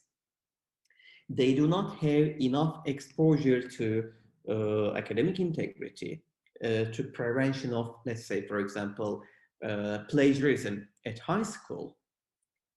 And they were not taught the strategies for preventing plagiarism in their writing classes before they come to university. And when they register university, when they enroll in academic writing classes, then they realize that things do not work in the same manner that they did at high school. So this turns into a disadvantage for the students. Although they do not have bad intentions, for example, to plagiarize, they can accidentally plagiarize. So in order to prevent this, we need to increase students' awareness towards academic integrity before they come to university, so that they can acquire this culture before the puberty, if possible, for example. Therefore, it will be more effective. That's why we need to develop effective policies at K-12 level, and we need to pursue, we need to have a good interaction with the teachers and administrators there.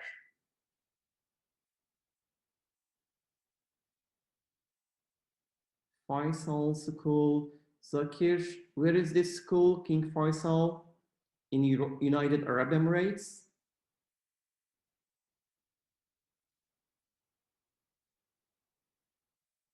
so in Saudi Arabia.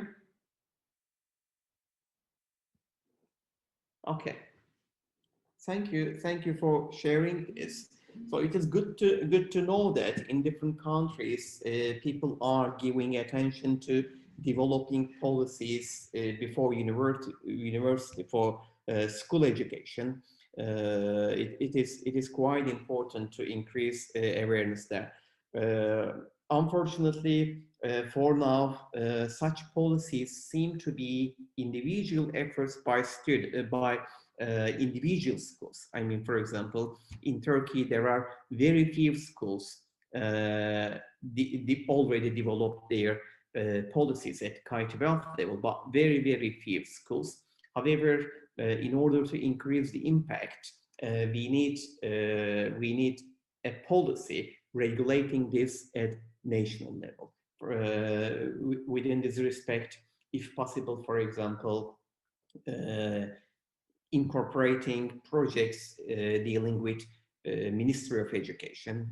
This seems to be quite important. If we can invite them to academic integrity policies, I am sure the impact of our research will be more visible. Okay, Sarah, shall I move forward? Yes. Okay.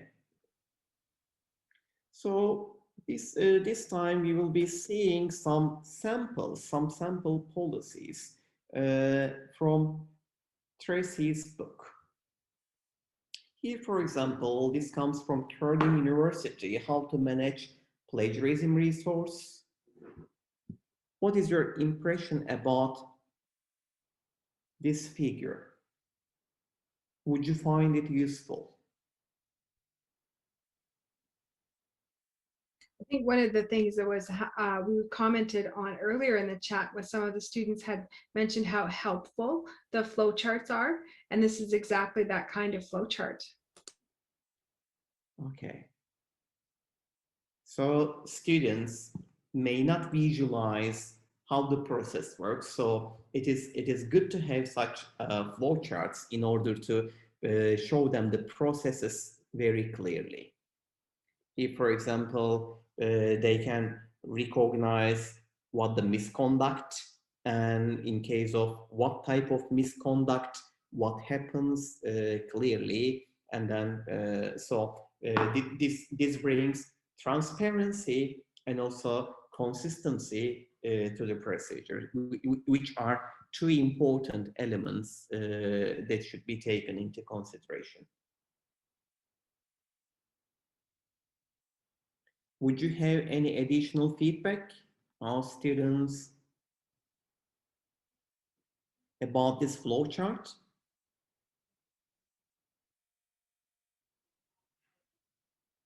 It's especially for Zakir says, especially for K-12, it is very useful, and not only for K-12 but also for universities. Such flowcharts are very important.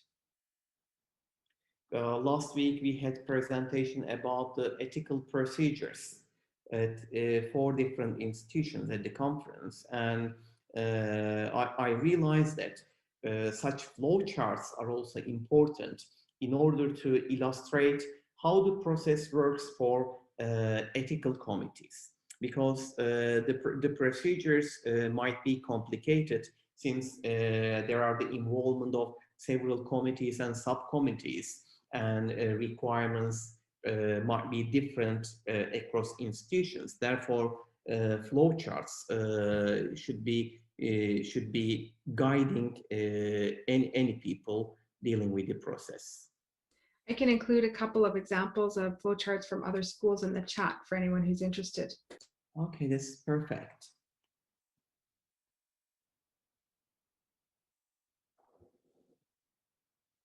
So this should be from Australia. Yeah, that one is from the University of Western Australia. So if some of you are familiar with the work of Guy Curtis on plagiarism, this is from his university. So this is another example from Australia, and here's one from Canada. This is from the University of Saskatchewan, which is the province directly east of me. And this one is not about plagiarism, but it's about any type of academic misconduct. And you can see what the process is there through the flowchart. So these are a couple of other examples of flowcharts from different universities. Okay, that's great. By the way, Gay Curtis, one of the other keynote speakers at our conference last week.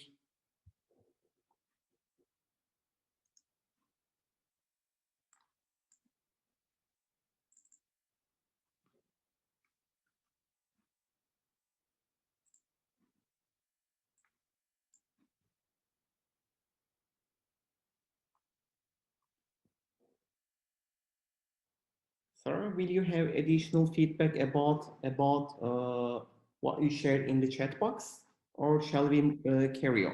Yeah, we can carry on. Those were just some examples in case people are looking for different kinds of flowcharts that they're trying to develop something for their own institution. I think it can be so helpful to look at examples from elsewhere. Okay, thank you. So in this example, this time, we see guidelines for applying penalties.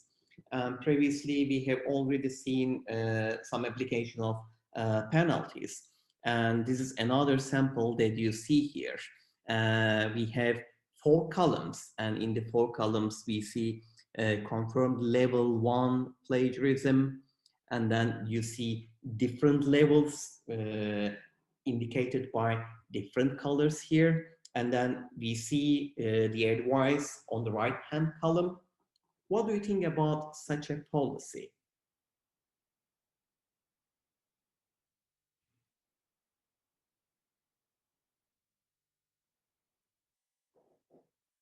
Would you find it useful?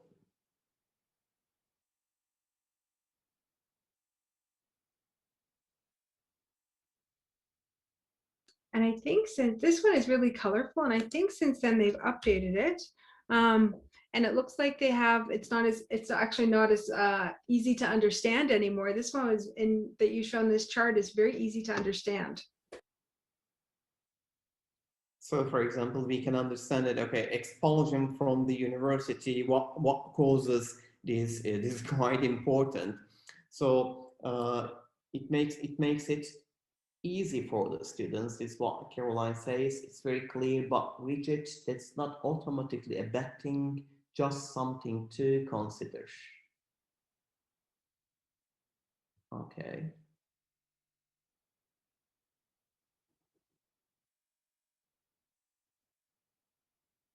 What about your own institutions?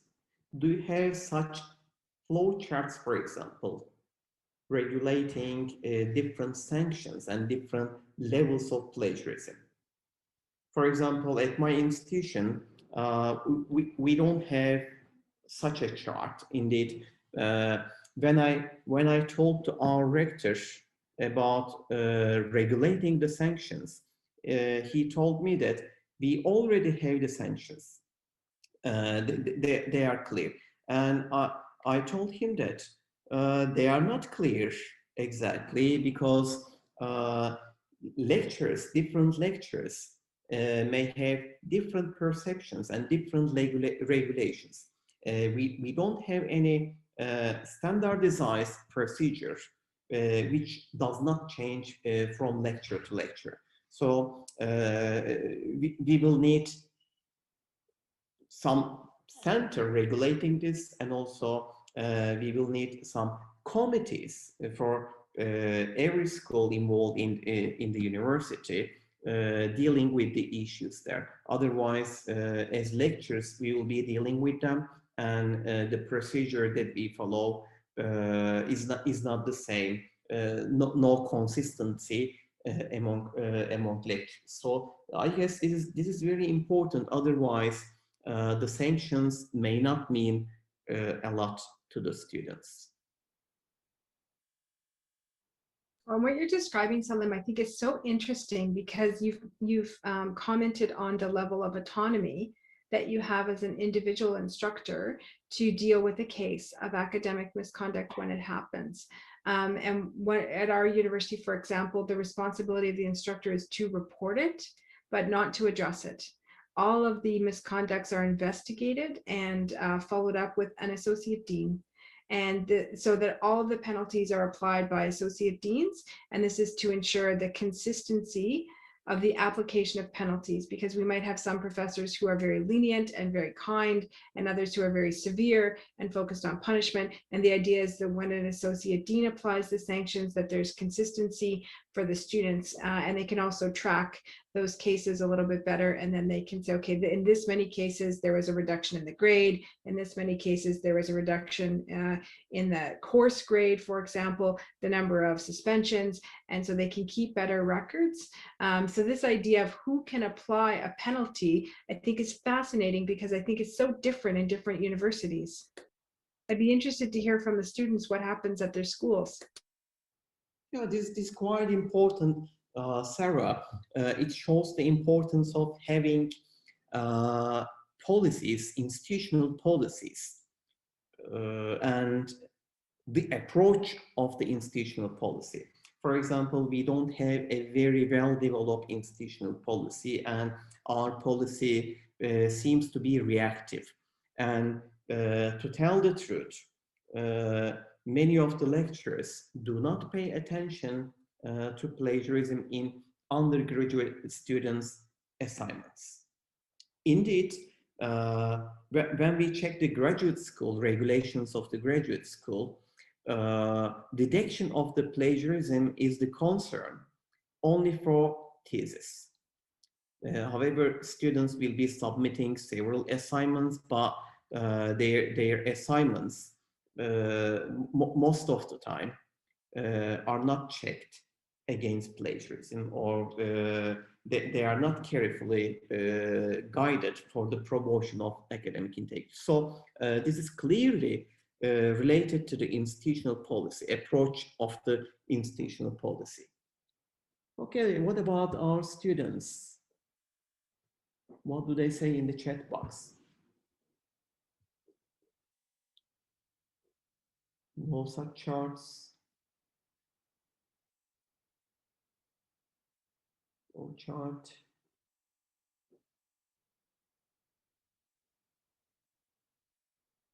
So for short, okay.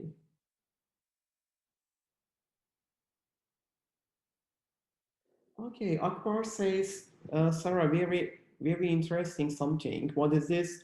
We have academic integrity tests before the semester, and there are academic integrity officers. Okay, academic integrity officers, are they functioning as guardians, or are they functioning as, let's say, teachers? I guess this is important, Akbar.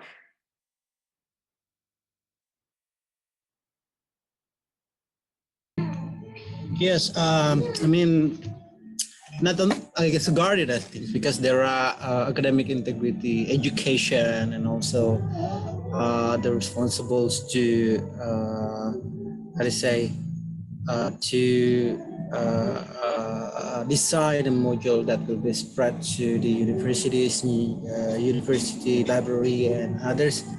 And there is the national systems that inform them about best practices. And I think we can read more about it in the, I think it's in Miss Salpicard articles about the 3 universities in Australia that have provided these officers in their universities. Maybe I can share with you. Let me find. No, it's good to see that you don't have a punitive approach. Instead, it is pedagogical, and the interaction of academic integrity officers with librarians, it should have a critical role, because last week at the conference we also discussed this, the role of librarians in the promotion of academic integrity. The interaction between a library and a student is different from the interaction between a teacher and a student. So In my country, for example, for the prevention of academic misconduct, for the prevention of plagiarism, we don't benefit enough from the librarians. What about the case for you, Sarah? Interesting. And I'm just noticing that Angela from Canada is also saying she is an academic integrity officer, but her role is quite different. At my university, we do not have academic integrity officers. We do have associate deans who have a pretty big portfolio, of which academic misconduct might be one part of their portfolio for case management, investigation, and sanctioning. You know this. So Zakir says teacher, librarian, and program coordinators act as contact person for any sort of academic misconduct. Oh, that's very good. Librarians also are involved in the procedure. Key point, what's the function of a conduct officers there? Are just put in place in what form here? Yeah, this is important. I mean, from the point of pedagogical perspective, we do not focus on fear. We focus on promotion of academic integrity. Of course, sanctions, when we focus on sanctions, people may have some fear about it. And mostly, for example, when we talk about plagiarism, it seems to be a topic, sometimes a taboo topic to be discussed because of the fear, I guess. At one of the sessions, I remember Thomas Lancaster, he said that when we check the relevant literature, the studies dealing with academic misconduct, they still outnumber the studies that we deal with the promotion of academic integrity. Within this perspective, I believe we need to have more studies promoting academic integrity rather than prevention of academic misconduct. Otherwise, fear will unavoidably be one of the issues. Yeah, that was an interesting article in the Journal of Academic Ethics. I would encourage folks to read it. And it was interesting conversations we've had at my school, and that we talk about academic integrity from the promotion and prevention aspect, and that it's based in the values from the ICAI. And our upper administration was of the view that academic misconduct should be the policy, because the policy deals with behaviors, not values. A person can have bad behavior, but it doesn't mean that they necessarily have bad values. And so that a person can also make an accidental misstep. So we've taken out the word honesty from our policy because we want to be able to address accidental plagiarism, for example. And so our policy still says academic misconduct, but in all of our educational materials, we use the term academic integrity because the administration wanted to focus only on behaviors when there's a bad behavior. And be able to address it through examination of, is the behavior intentional, such as exam cheating, or is it unintentional, such as poor citing or poor paraphrasing?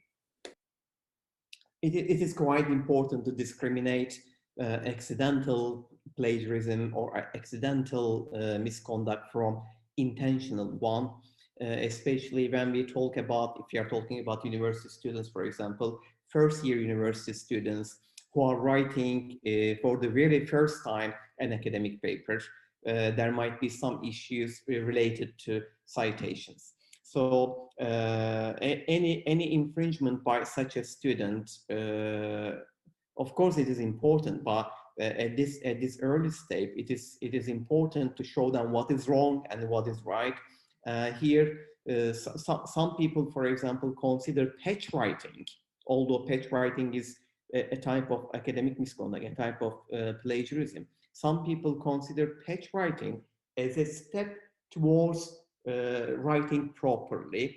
Therefore, we definitely need to discriminate accidental plagiarism from intentional one. Sarah, at this point, shall we have a break for 5 or 10 minutes? What do you think? Sure, let's maybe break for, what do you think, 10 minutes this time? 10 minutes, okay. Okay. Okay, that's fine. So see you in 10 minutes.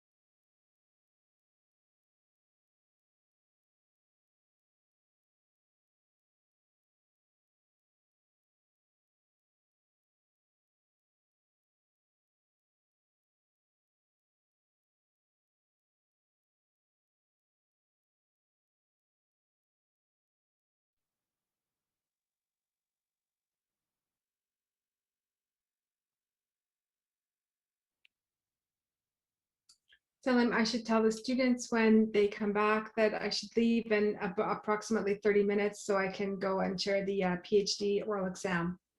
Okay, okay. Thank you, Sarah, in advance for your contribution. So until you leave, we can talk about, we have three more sample policies. We introduce them and we welcome questions from students before you leave, in Sure. case they might have questions specifically for you. And then after you leave, we continue with Özgür's. Sure. So, Özgür, I guess you can present your tool in 10 minutes, and then in the rest 10 minutes, we welcome additional questions. Great. Okay. We did have one question come in, and it's, could we offer some advice on the components to include if an institution or a country is preparing their first academic integrity policy or research integrity policy? What should be the components? And we didn't do this in our analysis, but maybe we can quickly talk about it. Okay, I believe Özgür's tool will provide answers to this question because Great. in his tool, Özgür worked on several policies, and he had his own corpus of policy. And then by analyzing these corpus with the contribution of Zinat and Shiva, they identified the components that should appear in a policy. And then for each component, there are sample excerpts coming from these policies. So depending on their needs, institutions may choose the expressions from there. Perfect. That's wonderful. Okay. Do we have any other questions? There is one concern about students who do not know where the library is. So this might be the case, especially the libraries are going digital and we don't know whether they are really using library services. So maybe we need statistics from the libraries. I mean, which student spends how much time by using the library services. Otherwise, if they are simply spending their time on Google search, it wouldn't be that effective. Or if they are still using Wikipedia, or if they are retrieving sources from Science Hub, then probably we have another issue there. Okay, shall we carry on? Here we have this time an extract from Anne Rogerson, and here Anne provides some clues in order to identify contract cheating, and I believe they are quite important, especially when we are going digital. We need additional clues regarding students' assignment in order to understand that they are really written by our students. So here are some characteristics, such as, for example, Anne says that check in-text citations, whether they match with the reference list or not, because we know that some plagiarizers, they are on purpose making up some reference entries and then putting them in their reference lists. So it is important to check in-text citations, whether they match with the reference list. In my classes, recently, I've been asking my students to match, by providing a link from the in-text citation to the reference entry. So it's a better opportunity for me to check whether in-text citations, the linkage within the text is working, and it's a better opportunity for students to check their in-text citations, the matches between in-text citations and reference entries. The other one, non-in-text citations use, citation required or not, this is another issue. And check the references, whether they are related to the discipline or not. If the student is paying someone else, probably this person will be from some other discipline, so may not be familiar with the sources specifically in this discipline. And style of references, if they are coming from different sources, copied from different sources, stylistically they might be written in different formats. And then use of bibliographic mashups. This is mashup plagiarism. And then old references, especially broken links on the internet or missing data. So as you see, there are several clues which may help us identify contract cheating, and also some of them also quite useful to identify plagiarism. Sarah, what is your feedback at this point? Well, yeah, all of these are interesting, right? And when I look at that bottom line around internet access dates, I'm noticing how citing and referencing manuals are evolving. So for example, in my field, we use APA, American Psychological Association. Prior to the current edition, it was required to put in the date that we had retrieved the information from a website, and now that is no longer required. So even except in particular cases where the website might change regularly. So even things like internet access dates, if it has it and it's not required in the current style manual, then this in itself could be a flag for students. So that was an interesting thing for me. And I think this is from 2017. So it's interesting to see that how things are changing. And we did have a question come in from Akbar. Maybe we can look at it when we're done this slide. But I agree with all of these things from Anne Rogerson. And I think that these were looking at ways to identify contract cheating, if I'm not mistaken. Oh, thank you, Sarah. And in my classes, as additional precaution, especially in digital environment, I started to ask my students to upload all the sources that they use when they are writing their paper to a drive. So sometimes they may not have access to the complete source, but in this case, I ask them to provide an evidence, such as, for example, screenshots.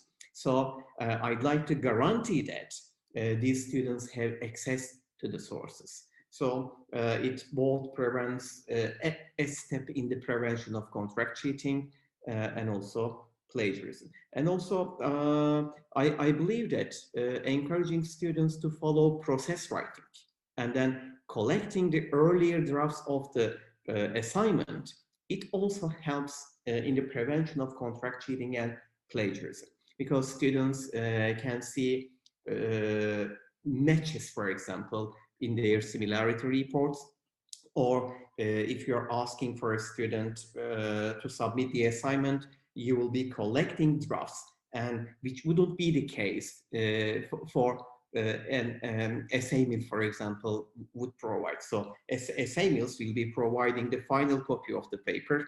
So if you are asking for the outline and then references, probable references, and then first draft, second draft, and if you are asking for them, they will function as additional precautions in the prevention of academic misconduct, I believe.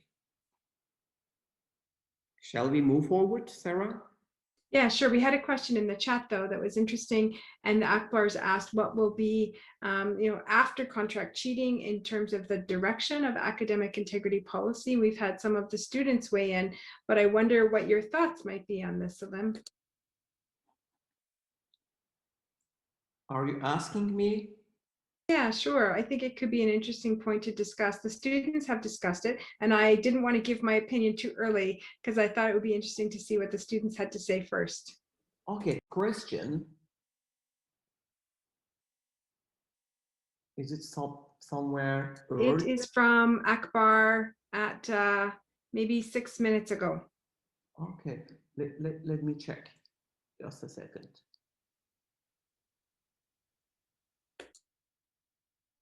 Could you share what will the direction of academic integrity policy earlier than this?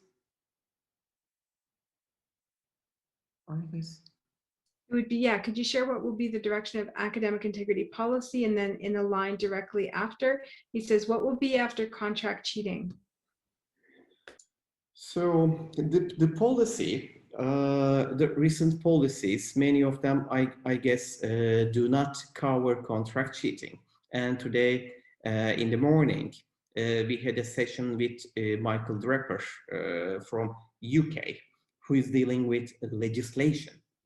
And in earlier sessions with Thomas Lancaster, again from UK, we already know that legislation is quite important. Although Thomas, for example, gives priority to education, we know that without legislation, we cannot do this, because there will be some people with bad intention. Of course, we are doing our best to educate people by using a pedagogical approach. But we shouldn't forget that there will be people with bad intentions.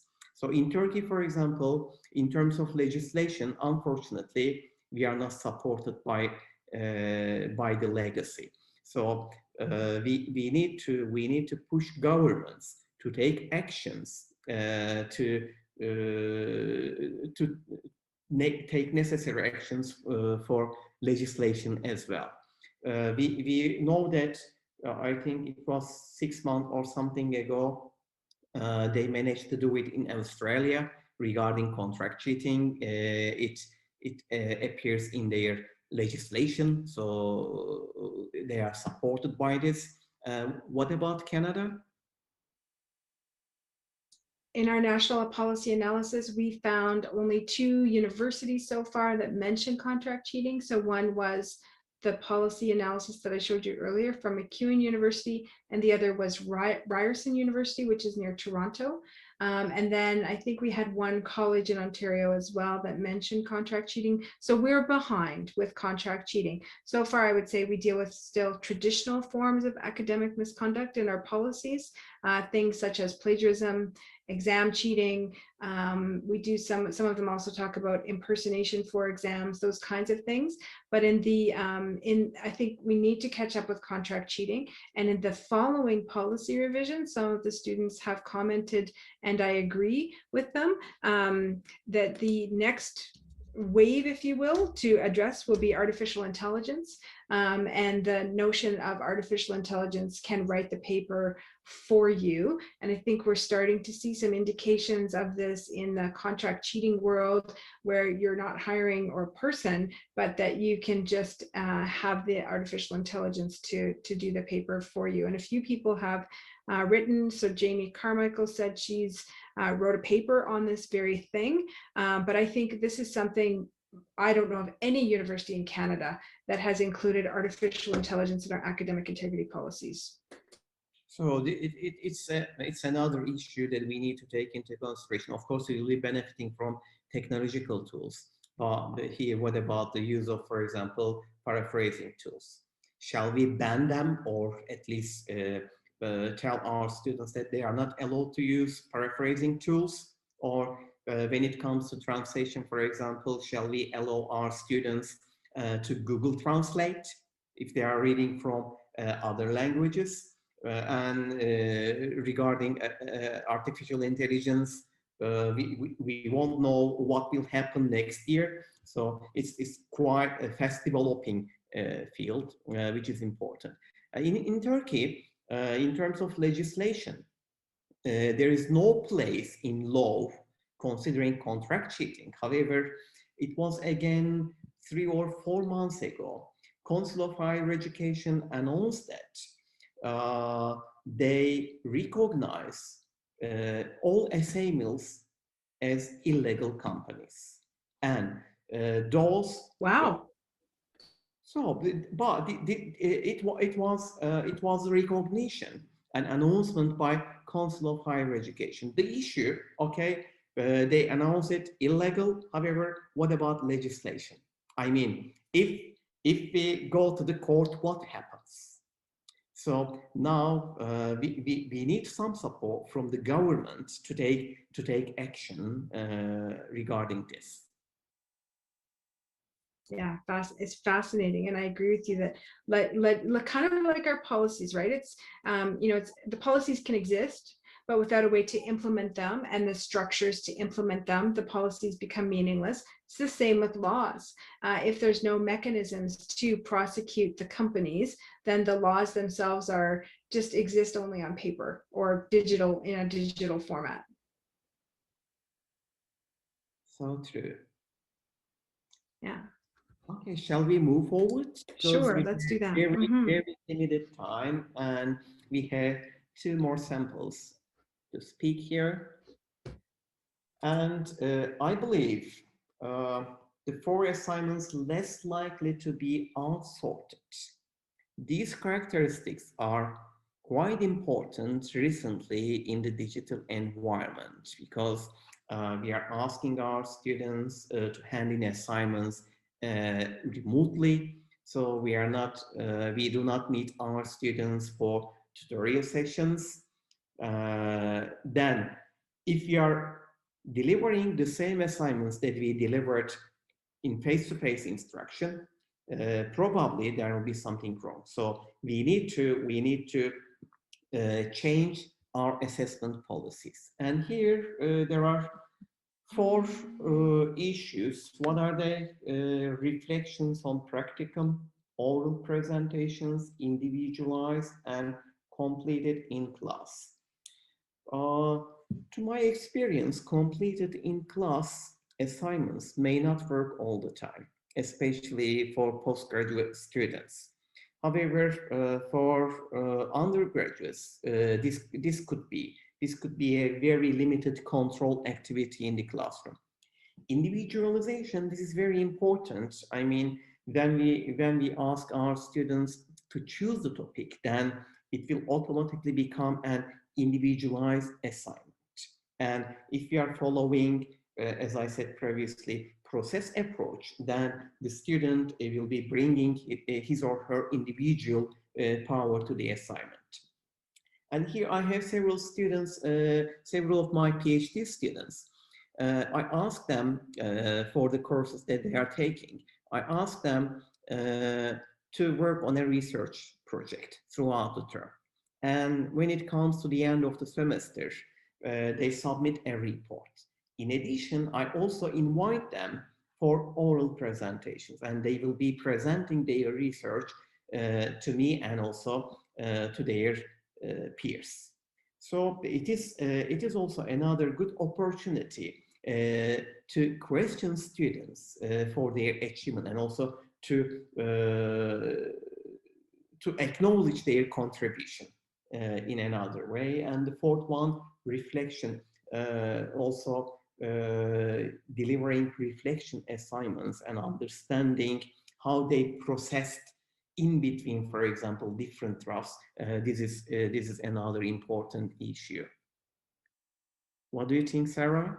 Well, it's interesting because you mentioned assessment policy, and I know that in some countries they have an assessment policy, and in other countries they don't. But I think it's an interesting way to approach it, right? I would say here we have instructors have a lot of autonomy and freedom in how they choose to assess students, and the issue of academic freedom for professors comes in at universities, and professors at universities and colleges can be quite different. Insofar as college professors can follow the regulations set by the institution when it comes to assessment, but at the universities, the professors have more autonomy under intellectual freedom and academic freedom to set the assessments the way that they like.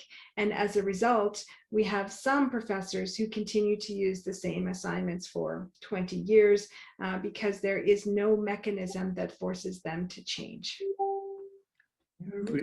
Recycling the same questions, so it wouldn't work, unfortunately. We have some feedback, I guess, in the chat. Yeah, we have lots of stuff going on in the chat box.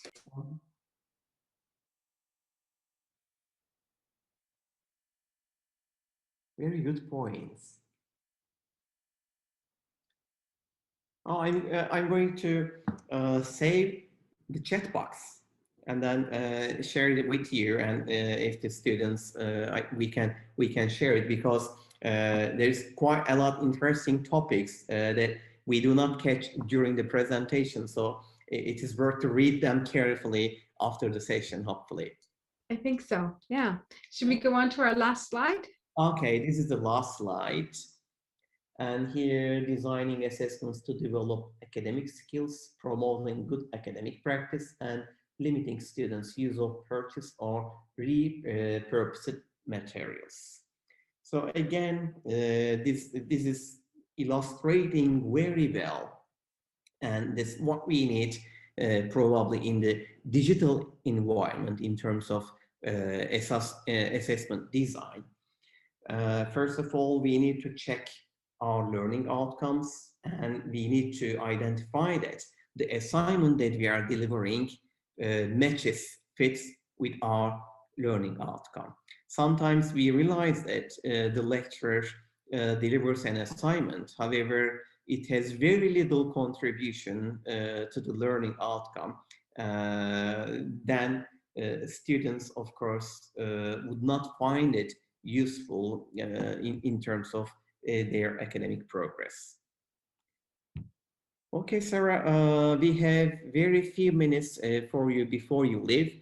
So I'd like to leave it to you to continue, please. Sure. Well, this is another flow chart, right? That I think is so useful. And I was just looking for a copy of that presentation online so we could share it with the students, but I didn't see it.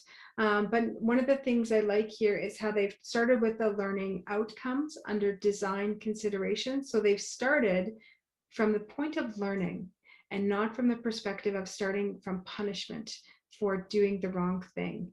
And then they look at ways to develop academic integrity and skills, and then to promote integrity. And then they can look at process and actions to support this.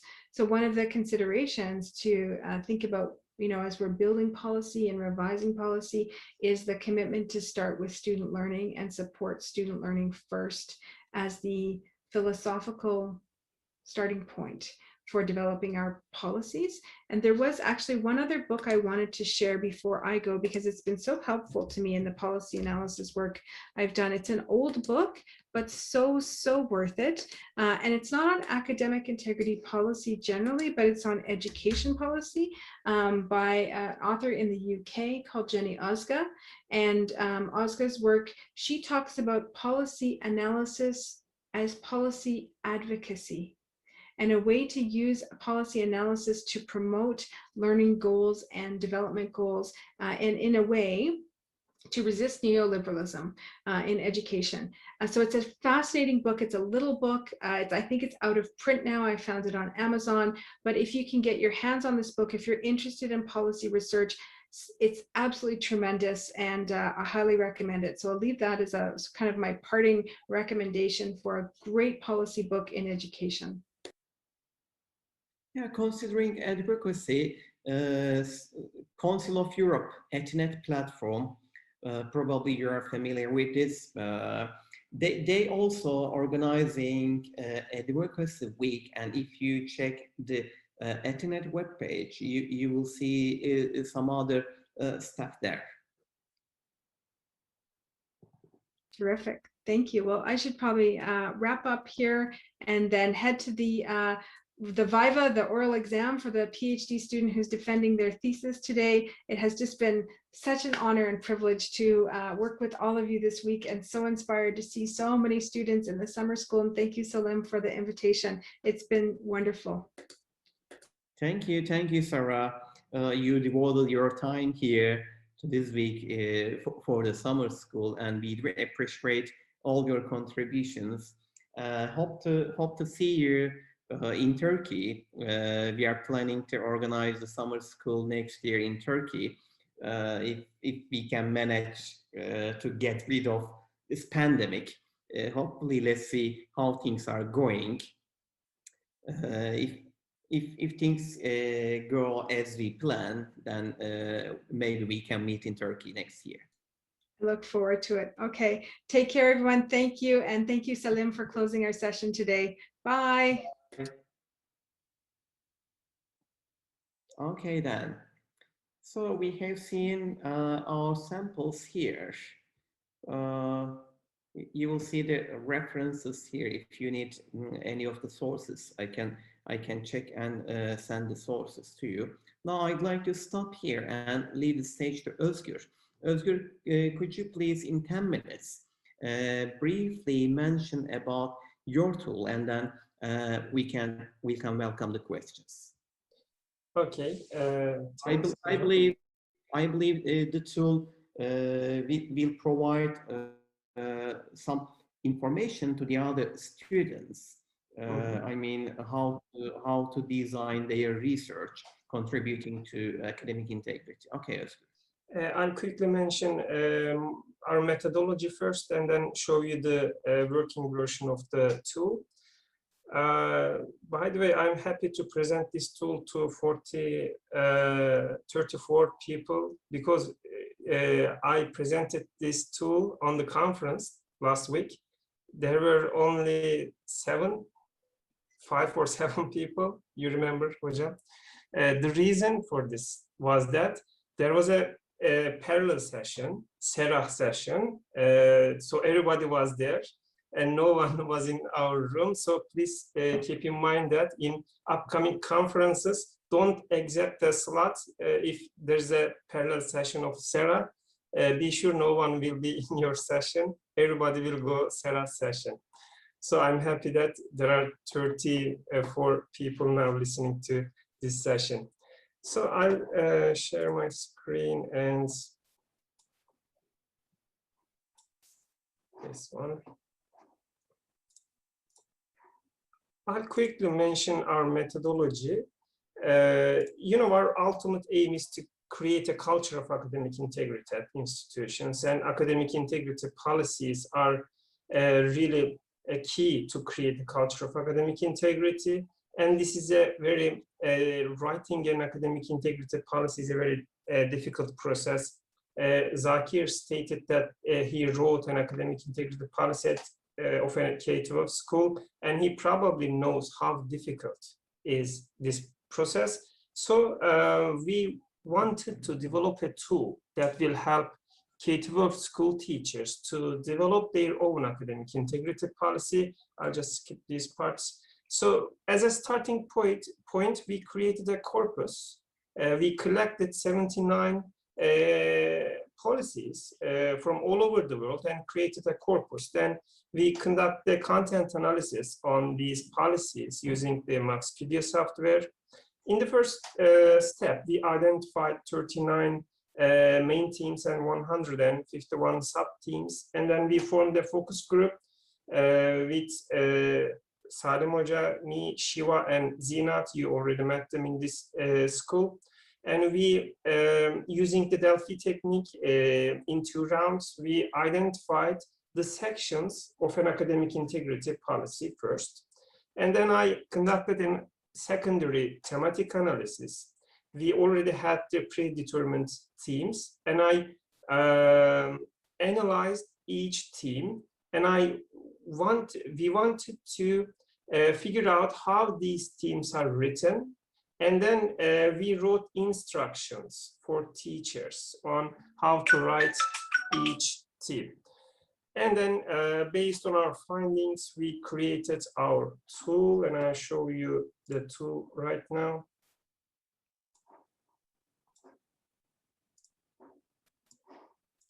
Okay, this is the landing page of the tool. The schools will sign up here and log in. After login, this page welcomes the user. Here they can create as many policies as possible by clicking this new policy button, or they can just delete or duplicate their policies. And you can see here the how much of the policy is completed. And they can also download their policies in the PDF format, which I will show in at the end. Let's see the inside of the tool. Okay, the tool, in this menu, we divided the policy into chapter by chapter. So step by step, the teachers will write their policies. It starts with the cover page. In the cover page, there's the school name, school logo, policy name, and the effective date of the policy. In each chapter, there's the instructions parts, and there's the text area input. They will write their text to the text area here. In the introduction part, there are 3 subsections, which are information about school, vision statement, and mission statement. They will write this information to the text area here. And I will describe the chapter 2 in details, and I will go quick. I will just tell what the other chapters are. So here in chapter 2, there are 5 sub-chapters: school's attitude towards academic integrity, the purpose of the policy, the development process of the policy, scope, and access to policy. In each chapter, there's the instruction parts. The information here comes from the secondary thematic analysis. For example, I inspected all the policies and took the extracts about the school's attitude towards academic integrity and wrote the instructions. And also we provide some helping phrases for them so that they can use while writing this section. And here there are some extracts from the schools. They can click here and see how other schools wrote this section. These are the examples from other schools. So there are the instructions here, there are the helping phrases here, and here are how other schools wrote this section.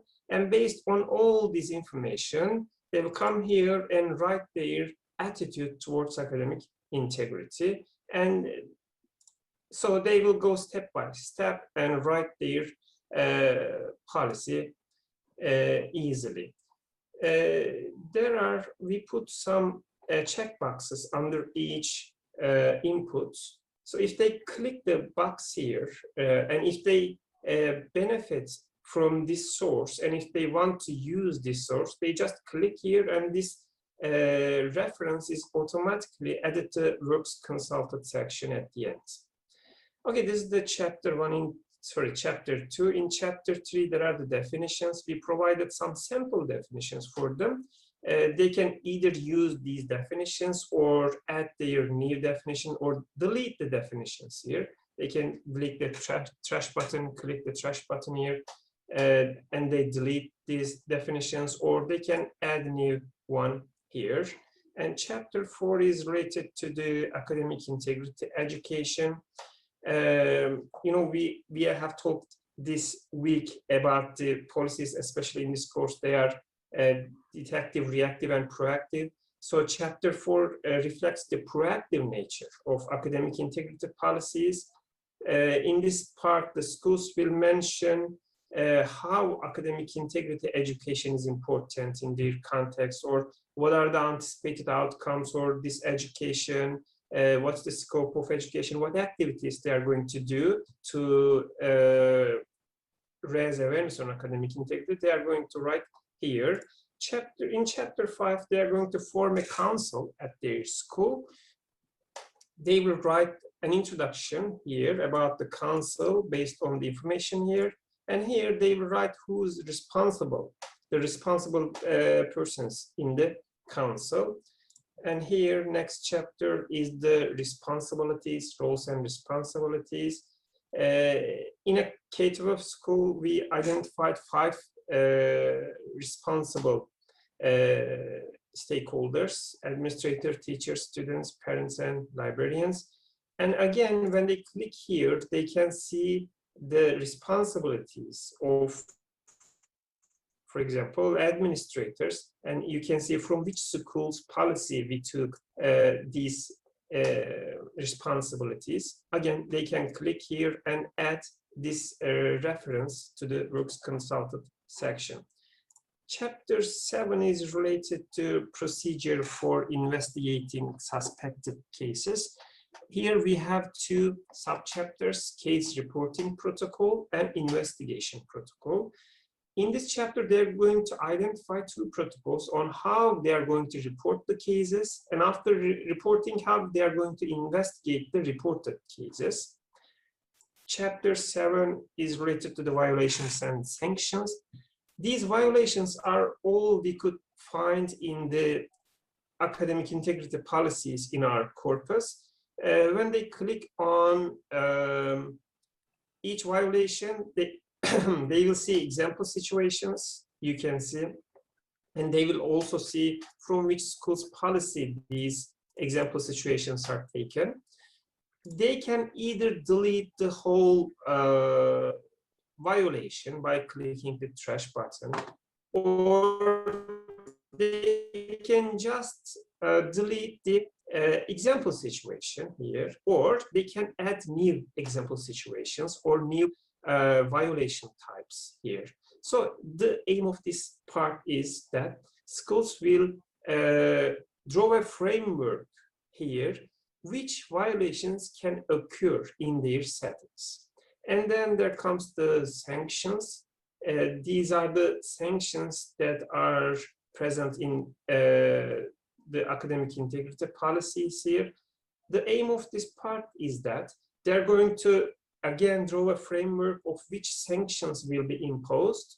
They can delete these ones or add new sanction, and they will decide the level of the sanction here.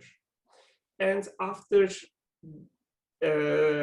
deciding the violations and sanctions, there will be an attribution table. Here you can see the violation types. Here there are example situations. And in this part, they are going to decide which sanction should be imposed to which violation in the first offense and the subsequent offenses. For example, let's say that students did this violation type. In the first offense, we are going to impose a level 1 sanction, which they identified in the previous step. And in the subsequent offenses, we are going to impose a level 2 sanction. The Academic Integrity Council will decide on which specific sanction will be imposed. And of course, there's the appeal process here. And restorative justice process is really important. So we wrote a detailed information about this, about how they're going to write this section. And there are examples here how other schools handled a restorative justice process. And in chapter 1 is related to miscellaneous issues. There's revision and review of the policy, connection with other policies, who are the contact people and who contributed to the policy. And we added a frequently asked questions to make the policy more understandable to the audience, to the readers. They will write their questions and answers briefly to give them more focused information about the policy. And of course, there's the appendices. They can either add an URL here, or they can upload an appendix file here. And works consulted will be automatically generated if they click the boxes. And if they want to add new references, they can click here and add a new reference here. Okay, once they finish, they can download their policies by clicking here. I have already downloaded it before. So this is what the system produces. This is the cover page. It starts with the name of the school, the logo, and the name of the policy, and effective dates are in the cover page. And a table of contents is automatically created in the PDF document.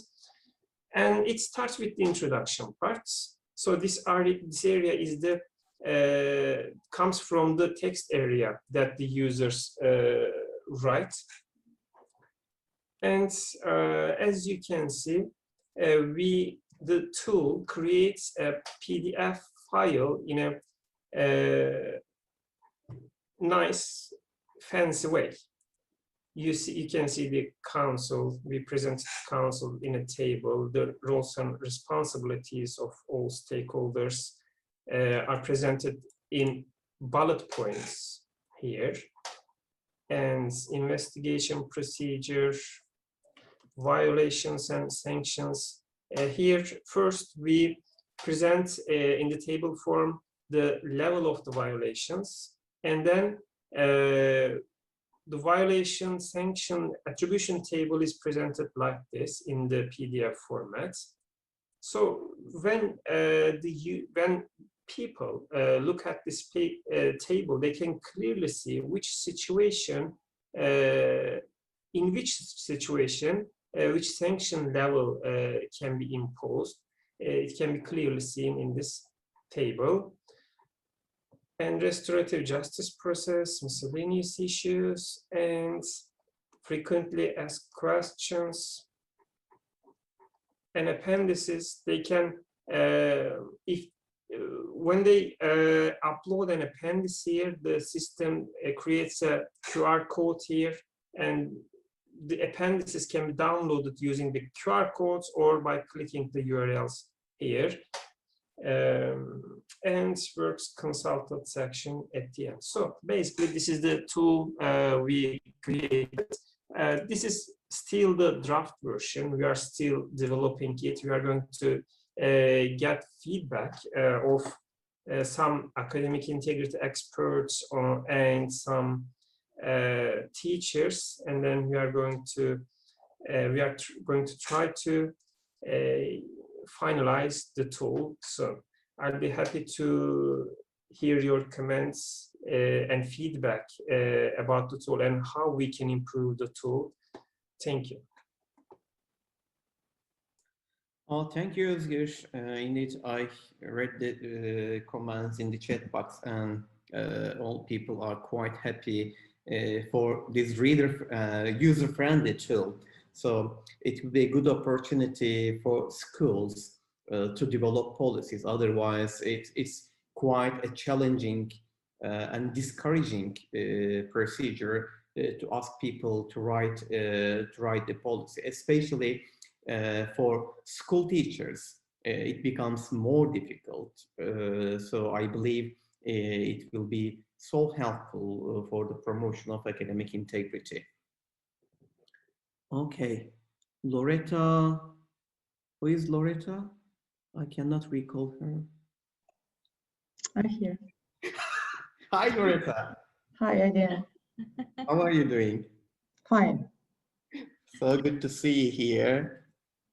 It's been long. Yeah. Okay, any questions?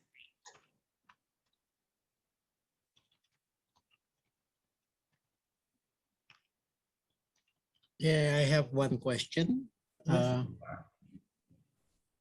Oh, sorry, there's somebody raised his hand. Sakir first. Nicely done, actually. Very good. I just have a question because you have included schools and university, but academic integrity policy in school and in the university are different in a way of the rigorous aspect of it in the university, whereas in school probably might be a bit basic. So my question is that if I choose the school options from your tool, would it still be, I mean, using the same languages and terminologies that if I choose the university, or it will be different, a simplified version for schools? Thank you. Zaki, this is just for K-12 level for now, but we are going to convert it so that it can be used for universities. For example, there's the parent involvement in the tool, but in universities, there's not much parent involvement in the policies. We are going to remove those parts for in the version that we prepare for universities. But as I said, this is just a draft. We are still improving it, and soon we are going to add some new languages to the policy so that it can be used all over the world.